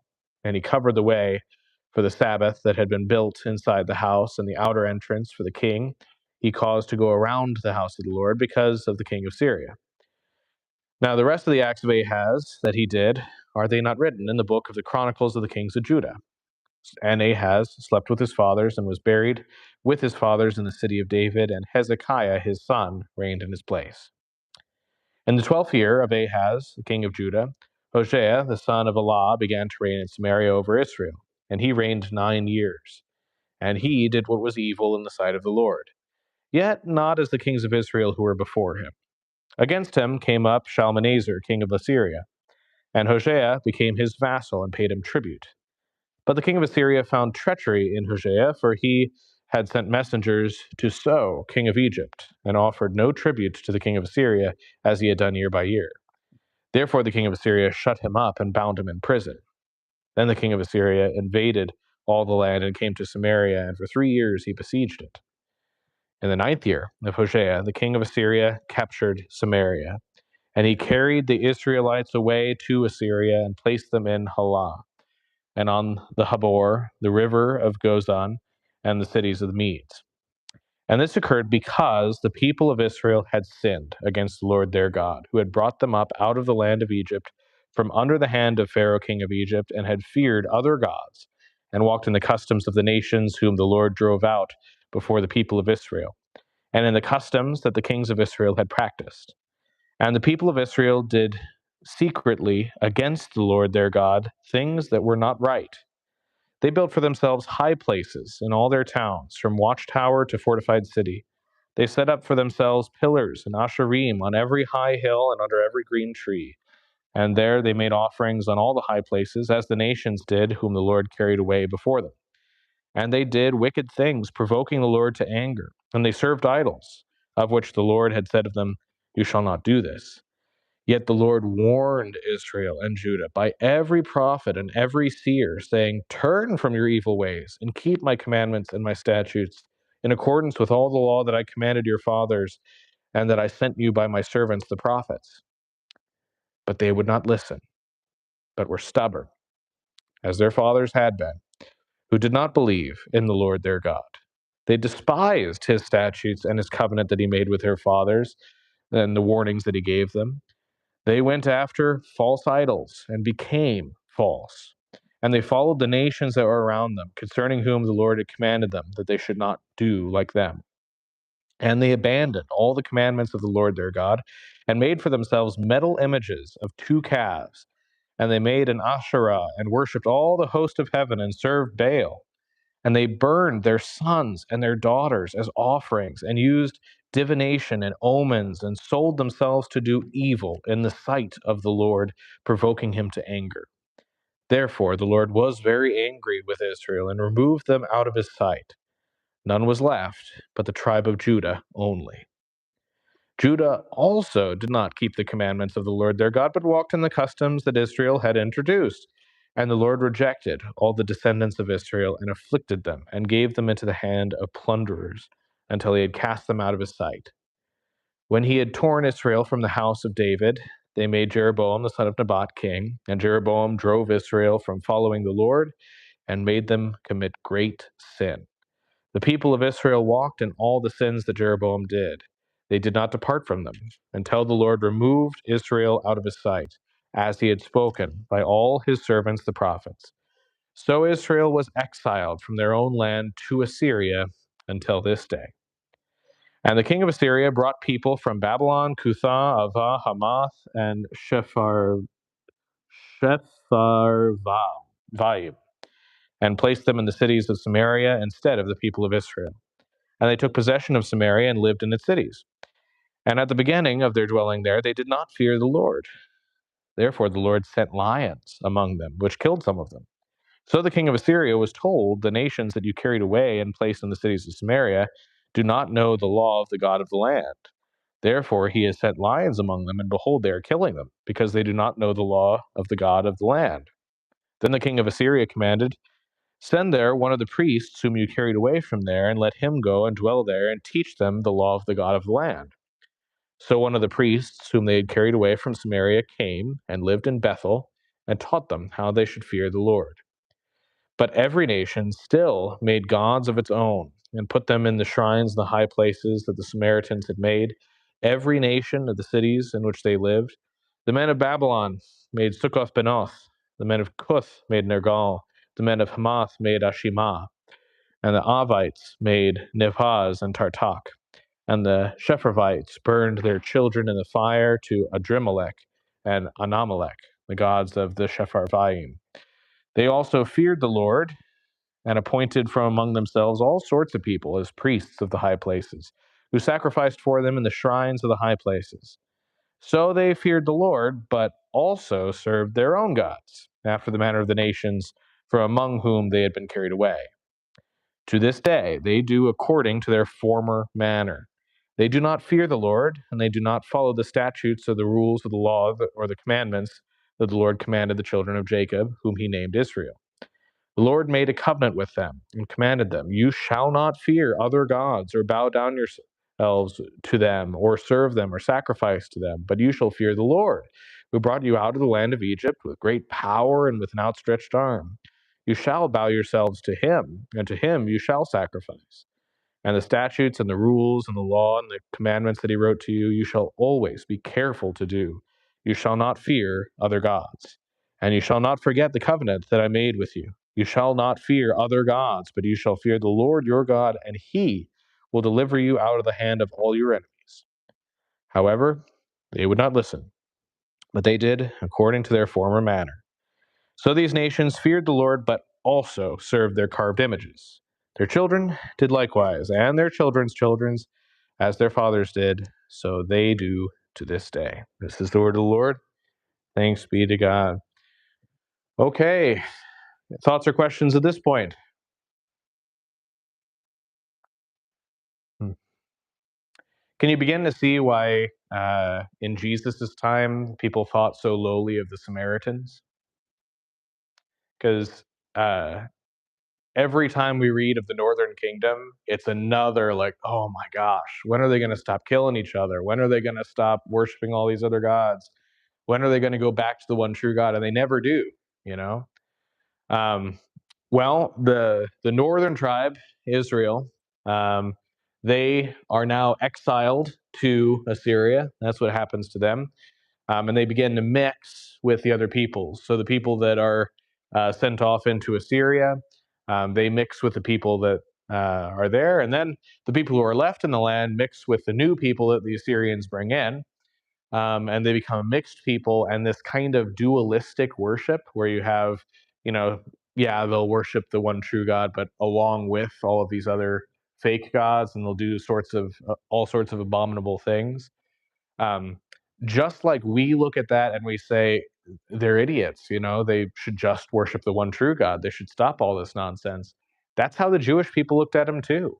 And this is where the Samaritans come from. So, next time that you see the Samaritans in the Gospels, particularly, you'll begin to understand if this is where they came from. I kind of understand why Israel thought so poorly of them. You know, Israel, the northern tribes, did not have one king that was good, not one. And they sold themselves to do evil. It's a sad story. But then remember how significant it is that Jesus comes and he gives the gospel to the Samaritans, you know? And then after Pentecost, the gospel is preached to the Samaritans, and the Samaritans become, you know, at least some of them, Christian, even in Samaria itself. We read in the book of Acts. So it's a bleak story for them for a while, but God doesn't forget them. And eventually, you will get to meet Samaritans because some of them accepted the gospel and will be with us in the resurrection. So, not all bad. Any other thoughts or questions? I should explain the high places because you see that a whole bunch, and even the good kings. It'll say he was a good king, but they still had worship at the high places. What that probably is places on mountains and whatnot where people would offer sacrifices to the one true God. Remember how I said that at Bethel and Dan, those golden calves were probably an attempt to worship the one true God? Remember when I said that? And how God said, that's not how I want you to worship me. You're supposed to worship me at the temple. And God still counted that as sin, even though the people were trying to worship the one true God. It's the same thing with the high places down in Judah. Is if it is that God has said, I want you to worship me like this, and we say, no, we have a better idea. And you have that kind of attitude of, well, I'll take this from God's word, but I'll leave that be. That is not true worship of God. That's still a problem. And you can see how it'd be tough for even a good king like Hezekiah to say, stop worshiping God up there. You know, that's kind of a hard thing to say, particularly if there's a strong culture around it. You know, uh, it's really hard to go against something that the culture has embraced. It really is. Um, yeah, so that's kind of what the high places were, probably places to try to worship the one true God, but it wasn't how God wanted to be worshipped. And so that should teach us We don't get to just take the parts of Christianity that we like and leave the parts that we don't. We got to take all of God's word, even the tough stuff, even the stuff that goes against our culture. And there's some of that, as we all know. All right, ready to finish it off? Let's do it and get out of the book of the Kings finally. All right, a reading from the book of the Kings, continuing from the 18th chapter of the second book. In the 3rd year of Hoshea, son of Elah, king of Israel, Hezekiah, the son of Ahaz, king of Judah, began to reign. He was 25 years old when he began to reign, and he reigned 29 years in Jerusalem. His mother's name was Abi, the daughter of Zechariah. And he did what was right in the eyes of the Lord, according to all that David his father had done. He removed the high places and broke down the pillars and cut down the Asherah. And he broke in pieces the bronze serpent that Moses had made, for until those days, the people of Israel had made offerings to it. It was called the Nehushtan. He trusted the Lord, the God of Israel, so that there was none like him among all the kings of Judah after him, nor among those who were before him. For he held fast to the Lord. He did not depart from following him, but kept the commandments that the Lord commanded Moses. And the Lord was with him. Wherever he went out, he prospered. He rebelled against the king of Assyria and would not serve him. He struck down the Philistines as far as Gaza and its territory, from the watchtower to fortified city. In the 4th year of King Hezekiah, which was the 7th year of Hoshea, the king of Elah, king of Israel, Shalmaneser, king of Assyria, came up against Samaria and besieged it, and at the end of 3 years he took it. In the 6th year of Hezekiah, which was the 9th year of Hoshea, king of Israel, Samaria was taken. The king of Assyria carried the Israelites away to Assyria and put them in Halah and on the Habor, the rivers of Gozan, and in the cities of the Medes, because they did not obey the voice of the Lord their God, but transgressed his covenant, even all that Moses, the servant of the Lord, commanded. They neither listened nor obeyed. In the 14th year of King Hezekiah, Sennacherib, the king of Assyria, came up against all the fortified cities of Judah and took them. And Hezekiah, king of Judah, sent to the king of Assyria at Lachish, saying, I have done nothing wrong. The opposite of that, actually. He said, I have done wrong. Withdraw from me. Whatever you impose on me, I will bear. And the king of Assyria required of Hezekiah, king of Judah, 300 talents of silver and 30 talents of gold. And Hezekiah gave him all the silver that was found in the house of the Lord and in the treasuries of the king's house. At that time, Hezekiah stripped the gold from the doors of the temple of the Lord and from the doorposts that Hezekiah, king of Judah, had overlaid, and gave it to the king of Syria.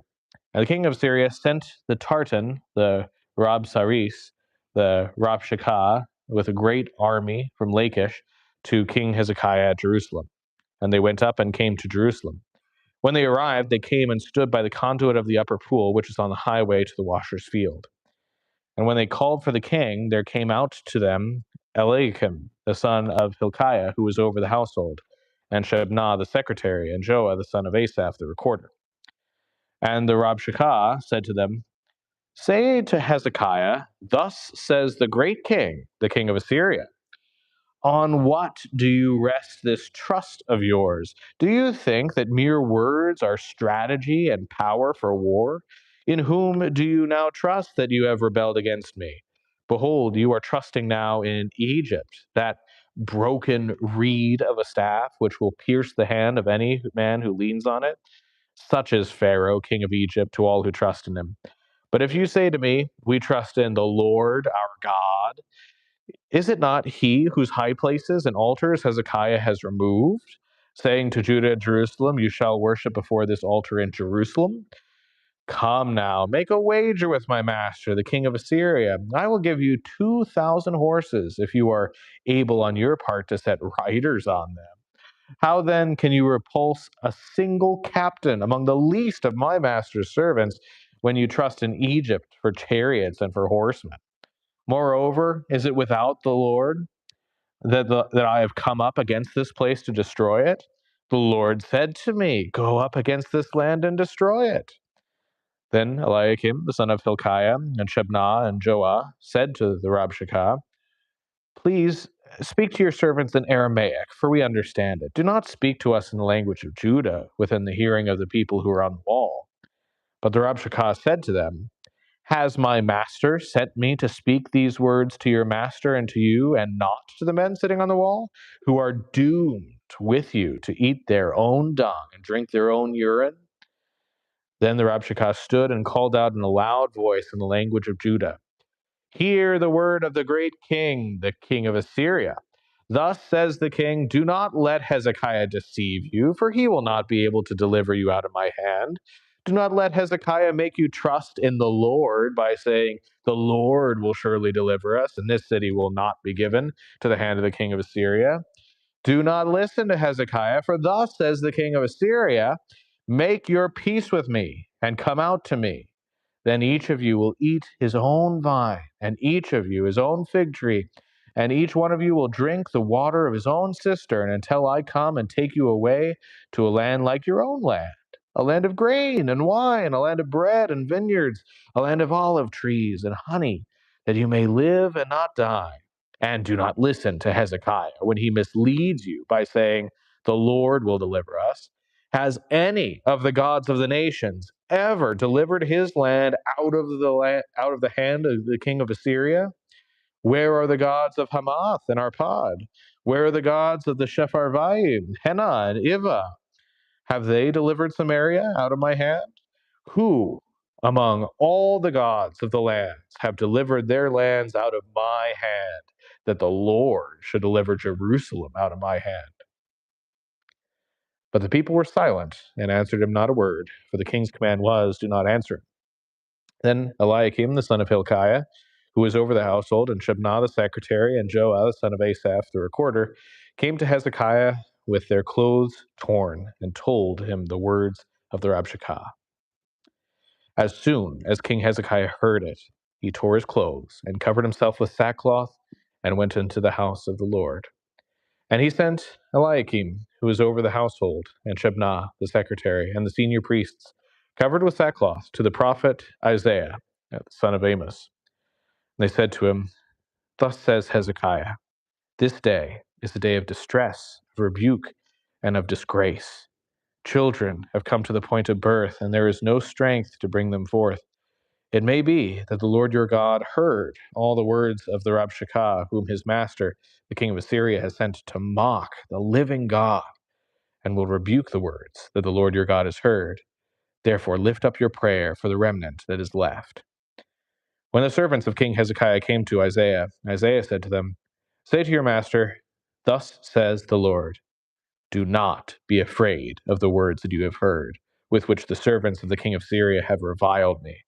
Behold, I will put a spirit in him, so that he shall hear a rumor and return to his own land, and I will make him fall by the sword in his own land. Then the Rabshakeh returned and found the king of Assyria fighting against Libnah, for he heard that the king had left Lachish. Now the king heard concerning Tirhakah, the king of Cush, Behold, he has set out to fight against you. So he sent messengers again to Hezekiah, saying, Thus shall you speak to Hezekiah king of Judah. Do not let your God, in whom you trust, deceive you by promising that Jerusalem will not be given into the hand of the king of Assyria. Behold, you have heard what the kings of Assyria have done to all lands, devoting them to destruction. And shall you be delivered? Have the gods of the nations delivered them, the nations that my fathers destroyed? Gozan, Haran, Rezeph, and the people of Eden who were in Telassar.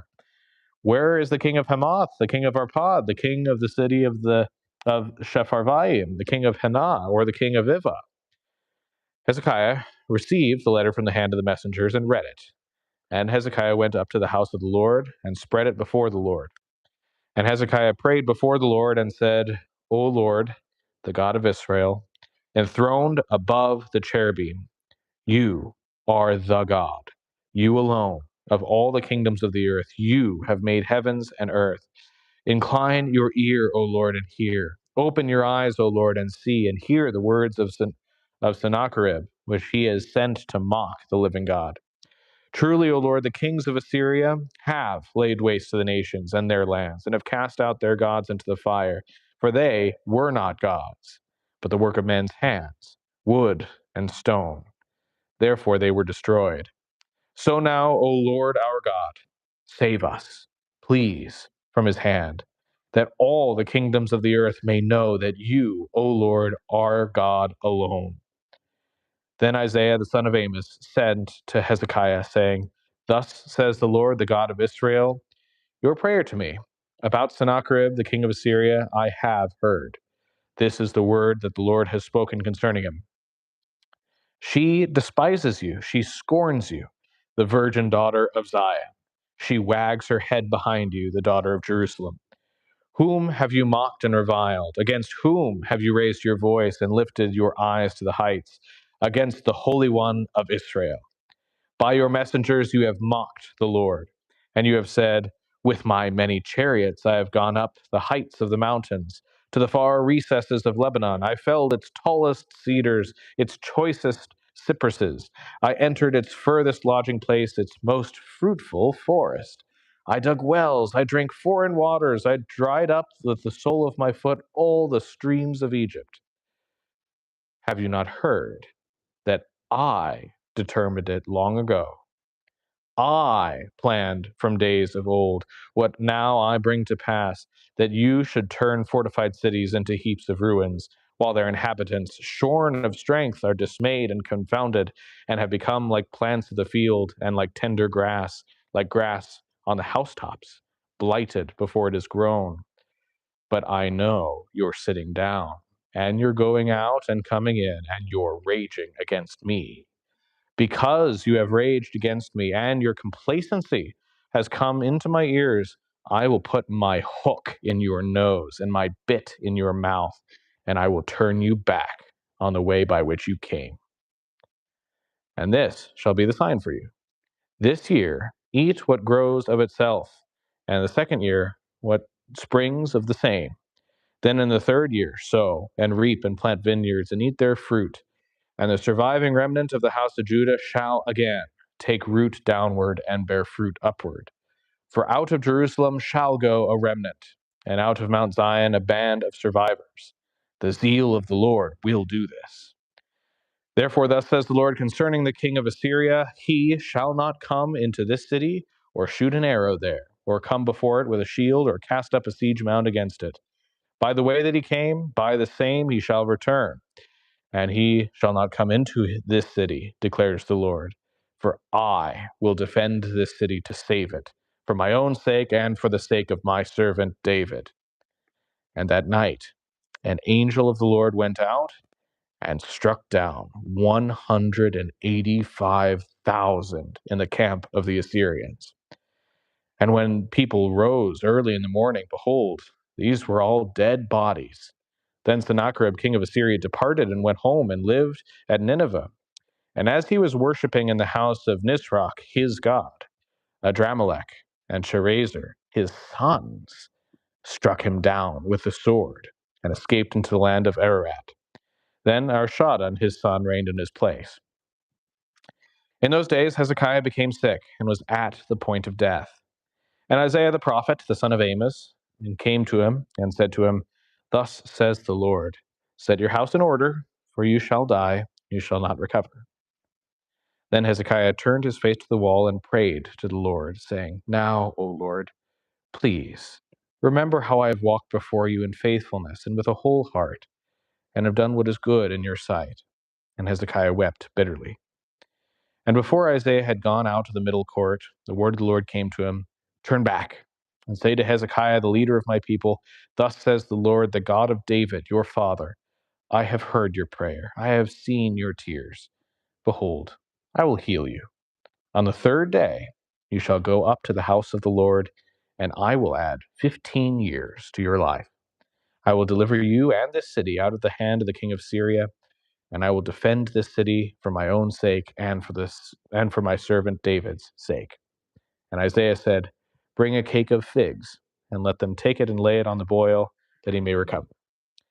And Hezekiah said to Isaiah, What shall be the sign that the Lord will heal me, and that I shall go up to the house of the Lord on the third day? And Isaiah said, This shall be the sign to you from the Lord, that the Lord will do the thing that he has promised. Shall the shadow go forward 10 steps or back 10 steps? And Hezekiah answered, It is an easy thing for the shadow to lengthen 10 steps. Rather let the shadow go back 10 steps. And Isaiah the prophet called to the Lord, and he brought the shadow back 10 steps by which it had gone down on the steps of Ahaz. At that time, Merodach Baladan, the son of Baladan, the son of Babylon, the king of Babylon, sent envoys with letters and a present to Hezekiah, for he heard that Hezekiah had been sick. And Hezekiah welcomed them, and he showed them all his treasure house, the silver, the gold, the spices, the precious oils, his armory, all that was found in his storehouses. There was nothing in his house or in his realm that Hezekiah did not show him. Then Isaiah the prophet came to King Hezekiah and said to him, "What did these men say, and from where do they come to you?" And Hezekiah said, "They have come from a far country, from Babylon." He said, "What have they seen in your house?" And Hezekiah answered, "They have seen all that is in my house. There is nothing in my storeroom that I do not show them." Then Isaiah said to Hezekiah, "Hear the word of the Lord. Behold, the days are coming when all that is in your house and that which your fathers have stored up till this day shall be carried to Babylon. Nothing shall be left, says the Lord, and some of your own sons who shall be born to you shall be taken away, and they shall be eunuchs in the palace of the king of Babylon." Then said Hezekiah to Isaiah, "The word of the Lord that you have spoken is good." For he thought, "Why not, if there will be peace and security in my days?" The rest of the deeds of Hezekiah and all his might, and how he made the pool and the conduit and brought water into the city, are they not written in the book of the Chronicles of the kings of Judah? And Hezekiah slept with his fathers, and Manasseh his son reigned in his place. Manasseh was 12 years old when he began to reign, and he reigned 55 years in Jerusalem.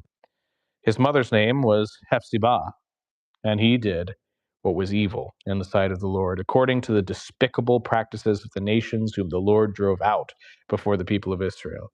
For he rebuilt the high places that Hezekiah his father had destroyed, and he erected altars for Baal and made an Asherah, and as Ahab king of Israel had done, and worshipped all the host of heaven and served them. And he built altars in the house of the Lord, of which the Lord had said, "In Jerusalem will I put my name." And he built altars for all the host of heaven in the two courts of the house of the Lord. And he burned his son as an offering and used fortune telling and omens and dealt with mediums and necromancers. He did much evil in the sight of the Lord, provoking him to anger. And the carved image of Asherah that he made, he set in the house of which the Lord had said to David and to Solomon his son, "In this house and in Jerusalem, which I have chosen out of all the tribes of Israel, I will put my name forever, and I will not cause the feet of Israel to wander any more out of the land that I gave to their fathers, if only they will be careful to do according to all that I commanded them, and according to all the law that my servant Moses commanded them." But they did not listen, and Manasseh led them astray to do more evil than the nations had done, whom the Lord destroyed before the people of Israel. And the Lord said by his servants the prophets, "Because Manasseh, king of Judah, has committed these abominations and has done things more evil than all the Amorites did who were before him, and has made Judah also to sin with his idols. Therefore, thus says the Lord, the God of Israel, Behold, I am bringing upon Jerusalem and Judah such disaster that the ears of everyone who hears it will tingle. And I will stretch over Jerusalem the measuring line of Samaria and the plumb line of the house of Ahab. I will wipe Jerusalem as one wipes a dish, wiping it and turning it upside down. And I will forsake the remnant of my heritage and give them into the hand of their enemies, that they may become a prey and a spoil to all their enemies, because they have done what is evil in my sight, and have provoked me to anger since the day their fathers came out of Egypt, even to this day. Moreover, Manasseh shed very much innocent blood, till he had filled Jerusalem from one end to another, besides the sin that he made Judah to sin, so that they did what was evil in the sight of the Lord. Now, the rest of the acts of Manasseh and all that he did, and the sin that he committed, are they not written in the book of the Chronicles of the kings of Judah? And Manasseh slept with his fathers and was buried in the garden of his house, in the garden of Uzzah. and Amon, his son, reigned in his place. Amon was 22 years old when he began to reign, and he reigned 2 years in Jerusalem. His mother's name was Meshullemeth, the daughter of Haruz of Jotbah. And he did what was evil in the sight of the Lord, as Manasseh his father had done. He walked all in the way in which his father walked, and served the idols that his father served and worshipped then. He abandoned the Lord, the God of his fathers, and did not walk in the way of the Lord. And the servants of Ammon conspired against him and put the king to death in his house. But the people of the land struck down all those who had conspired against King Ammon, and the people of the land made Josiah his son king in his place. Now the rest of the acts of Ammon that he did, are they not written in the book of the Chronicles of the kings of Judah? And he was buried in his tomb in the garden of Uzzah, and Josiah his son reigned in his place. Josiah was 8 years old when he began to reign, and he reigned 31 years in Jerusalem. His mother's name was Jedidah, the prophet of the daughter of Adiah and Bozkath. And he did what was right in the eyes of the Lord, and walked in all the way of David his father, and he did not turn aside to the right or to the left. In the 18th year of King Josiah, the king sent Shaphan, the son of Azaliah, the son of Meshullam, the secretary, to the house of the Lord, saying, "Go up to Hilkiah the high priest, that he may count the money that has been brought into the house of the Lord, which the keepers of the threshold have collected from the people, and let it be given into the hand of the workmen who have the oversight of the house of the Lord, and let them give it to the workmen who are at the house of the Lord, repairing the house, that is, to the carpenters and to the builders and to the masons, and let them use it for buying timber and quarried stone to repair the house. But no accounting shall be asked from them for the money that is delivered into their hand, for they deal honestly." And Hilkiah the high priest said to Shaphan the secretary, "I have found the book of the law in the house of the Lord." And Hilkiah gave the book to Shaphan, and he read it. And Shaphan the secretary came to the king and reported to the king, "Your servants have emptied out the money that was found in the house, and have delivered it into the hand of the workmen who have the oversight of the house of the Lord." Then Shaphan the secretary told the king, "Hilkiah the priest has given me a book." And Shaphan read it before the king. When the king heard the words of the book of the law, he tore his clothes. And the king commanded Hilkiah the priest, and Ahikam the son of Shaphan, and Achbor the son of Micaiah, and Shaphan the secretary, and Asaiah the king's servant, saying, "Go, inquire of the Lord for me, and for the people, and for all Judah, concerning the words of this book that has been found. For great is the wrath of the Lord that is kindled against us, because our fathers have not obeyed the words of this book, to do according to all that is written concerning us." So Hilkiah the priest, and Ahikam, and Achbor, and Shaphan, and Asaiah went to Huldah the prophetess, the wife of Shallum, the son of Tikvah, son of Harhas, keeper of the wardrobe. Now she lived in Jerusalem in the second quarter, and they talked with her. And she said to them, "Thus says the Lord, the God of Israel, tell the man who sent you to me, thus says the Lord, behold, I will bring disaster upon this place and upon its inhabitants, all the words of the book that the king of Judah has read, because they have forsaken me and have made offerings to other gods, that he might provoke me to anger with the work of their hands. Therefore my wrath will be kindled against this place, and it will not be quenched.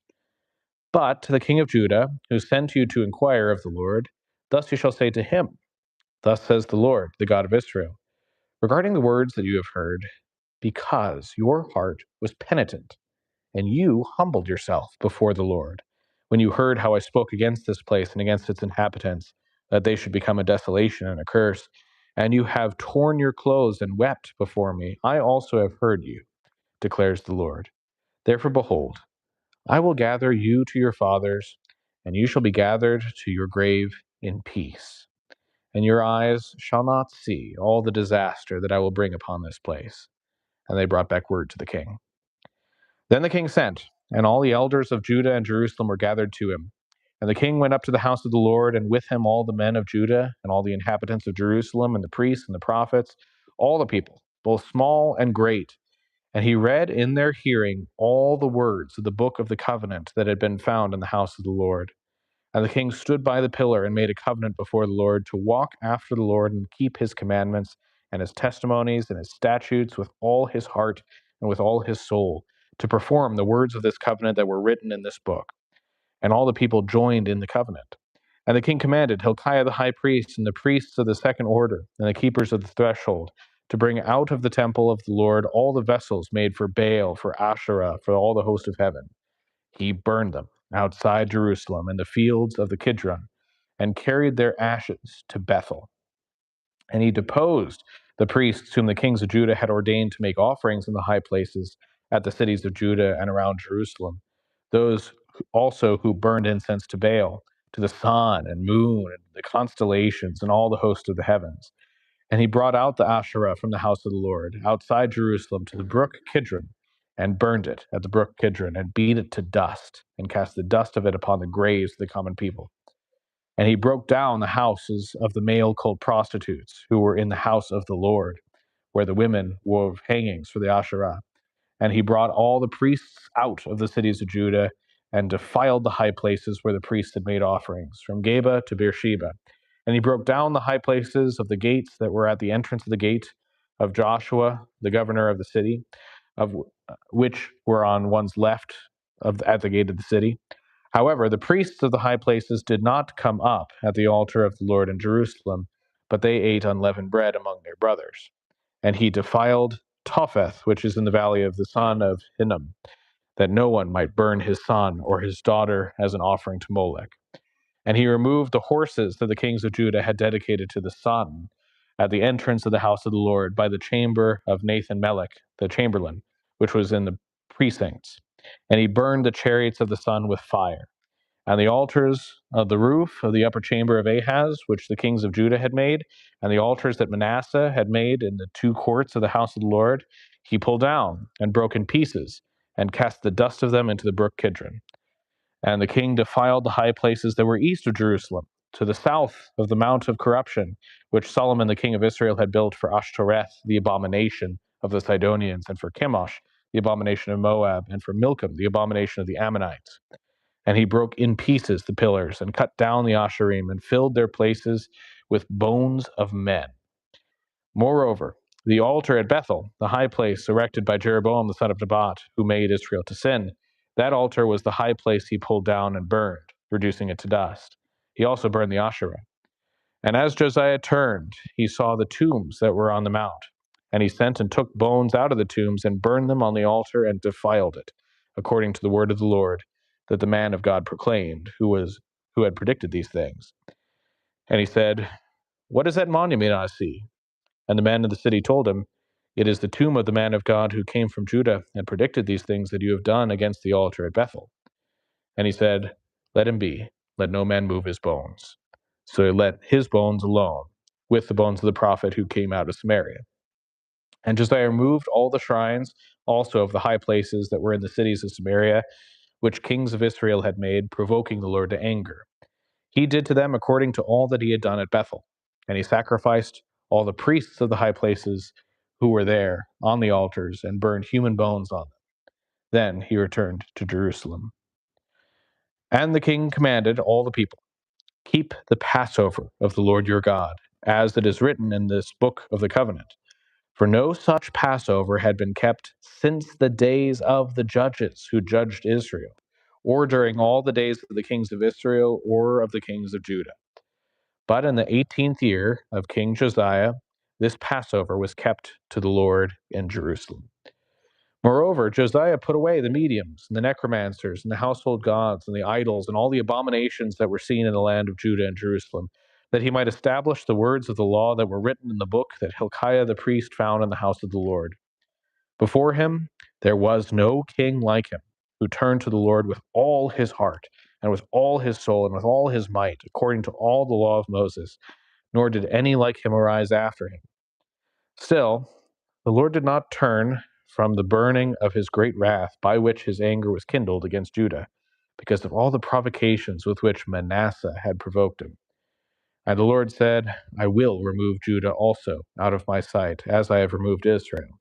And I will cast off this city that I have chosen, Jerusalem, and the house of which I said, my name shall be there." Now, the rest of the acts of Josiah and all that he did, are they not written in the book of the Chronicles of the kings of Judah? In his days, Pharaoh Necho, king of Egypt, went up to the king of Assyria to the river Euphrates. King Josiah went to meet him, and Pharaoh Necho killed him at Megiddo as soon as he saw him. And his servants carried him dead in a chariot from Megiddo and brought him to Jerusalem and buried him in his own tomb. And the people of the land took Jehoahaz, the son of Josiah, and anointed him and made him king in his father's place. Jehoahaz was 23 years old when he began to reign, and he reigned 3 months in Jerusalem. His mother's name was Hamutal, the daughter of Jeremiah of Libnah. And he did what was evil in the sight of the Lord, according to all that his fathers had done. And Pharaoh Necho put him in bonds at Riblah in the land of Hamath, that he might not reign in Jerusalem, and laid on the land a tribute of 100 talents of silver and a talent of gold. And Pharaoh Necho made Eliakim, the son of Josiah, king in the place of Josiah his father, and changed his name to Jehoiakim. But he took Jehoahaz away, and he came to Egypt and died there.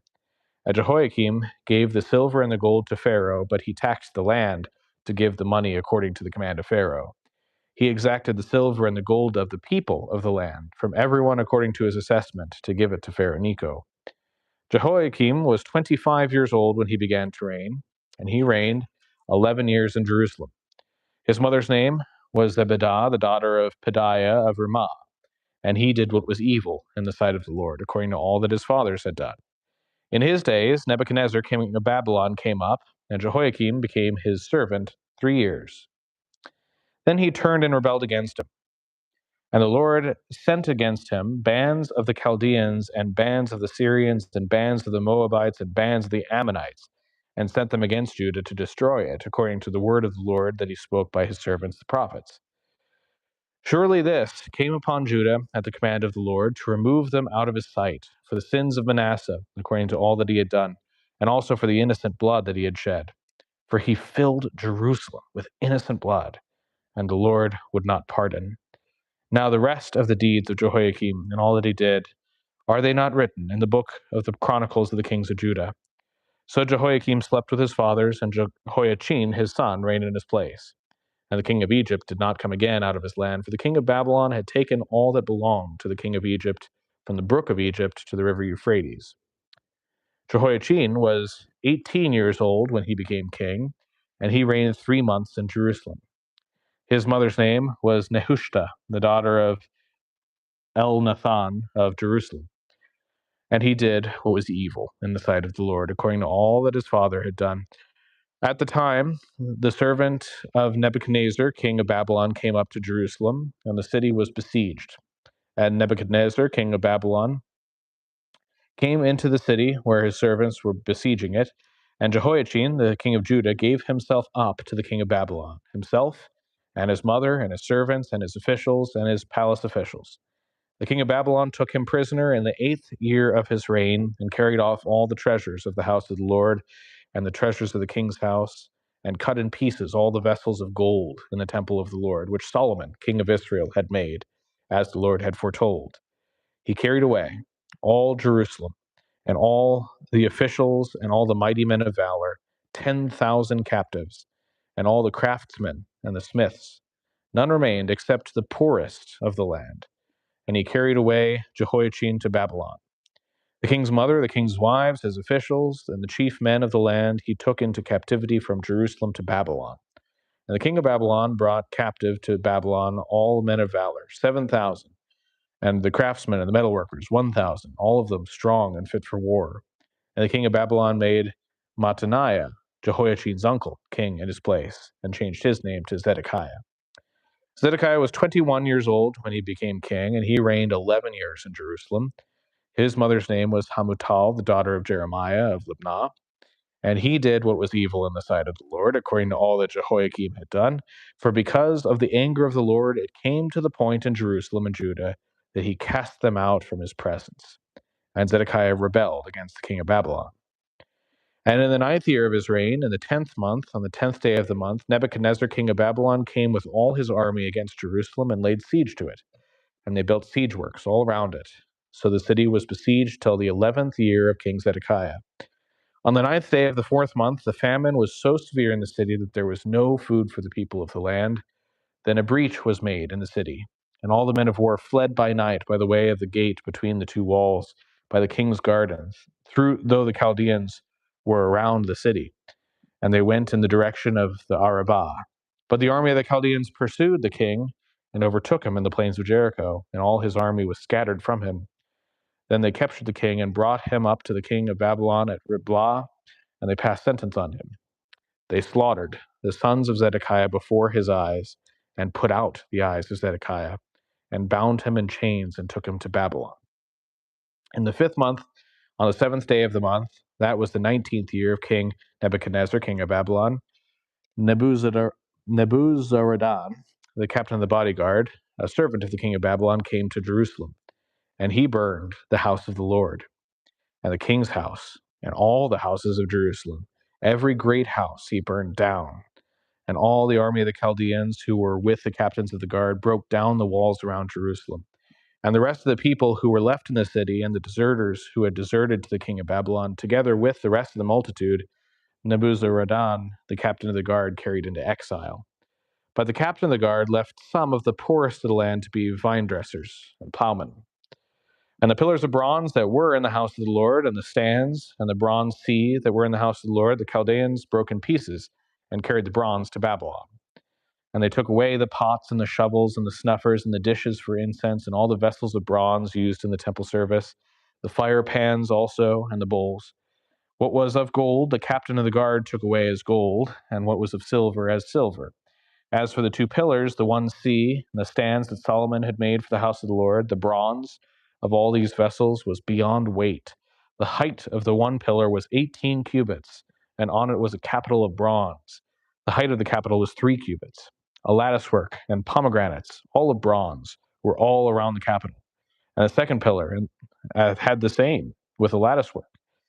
And the captain of the guard took Sariah, the chief priest, and Zephaniah, the second priest, and the 3 keepers of the threshold. And from the city he took an officer who had been in command of the men of war, and 5 men of the king's council who were found in the city, and the secretary of the commander of the army who mustered the people and the land, and 60 men of the people of the land who were found in the city. And Nebuzaradan, the captain of the guard, took them and brought them to the king of Babylon at Riblah. And the king of Babylon struck them down and put them to death at Riblah in the land of Hamath. So Judah was taken into exile out of its land. And over the people who remained in the land of Judah, whom Nebuchadnezzar, king of Babylon, had left, he appointed Gedaliah, the son of Ahikam, the son of Shaphan, as governor. Now, when all the captains and their men heard the king of Babylon had appointed Gedaliah governor, they came with their men to Gedaliah at Mizpah, namely Ishmael, the son of Nethaniah, Johanan, the son of Kareah, and Sariah, the son of Tanhumeth, the Netophathite, and Jezaniah, the son of the Maccathite. And Gedaliah swore to them and their men, saying, "Do not be afraid because the Chaldean officials live in the land, and serve the king of Babylon, and it shall be well with you." But in the 7th month, Ishmael, the son of Nethaniah, the son of Elishama, of the royal family, came with 10 men and struck down Gedaliah and put him to death along with the Jews and the Chaldeans who were with him at Mizpah. Then all the people, both small and great, and the captains of the forces arose and went to Egypt, for they were afraid of the Chaldeans. And in the 37th year of the exile of Jehoiachin, king of Judah, in the 12th month, on the 27th day of the month, Evil-Merodach, king of Babylon, in the year that he began to reign, graciously freed Jehoiachin, king of Judah, from prison. And he spoke kindly to him, gave him a seat above all the seats of the kings who were with him in the Babylon. And Jehoiachin put off his prison garments, and every day of his life he dined regularly at the king's table, and for his allowance, a regular allowance was given him by the king, according to his daily needs, as long as he lived. This is the word of the Lord. Thanks be to God. All right. Well, wrapping it up here, I won't keep you too much longer. So we see Judah goes down to Babylon, and we're going to find out more about that later. But, after all of this, after the nation rightly is punished for its sins and is sent to Babylon, at the tail end, God can't help but give us a little glimmer of hope. Fast forwards 37 years, and you have this tiny little paragraph at the end that, oh, yeah, this is still God's people. He's still watching out for them. And seemingly miraculously, all of a sudden the king decides, I'm going to honor this king of Judah. It's an image for us, a reminder that God's not done yet. Remember, this is part of his plan to save all of creation. It's through David's line. And even though David's line was almost cut off by the wicked queen Athaliah, it's carried off into exile, kept safe, and even blessed by God in exile because he's mighty enough to do those kinds of things on the world stage. Okay, thoughts or questions?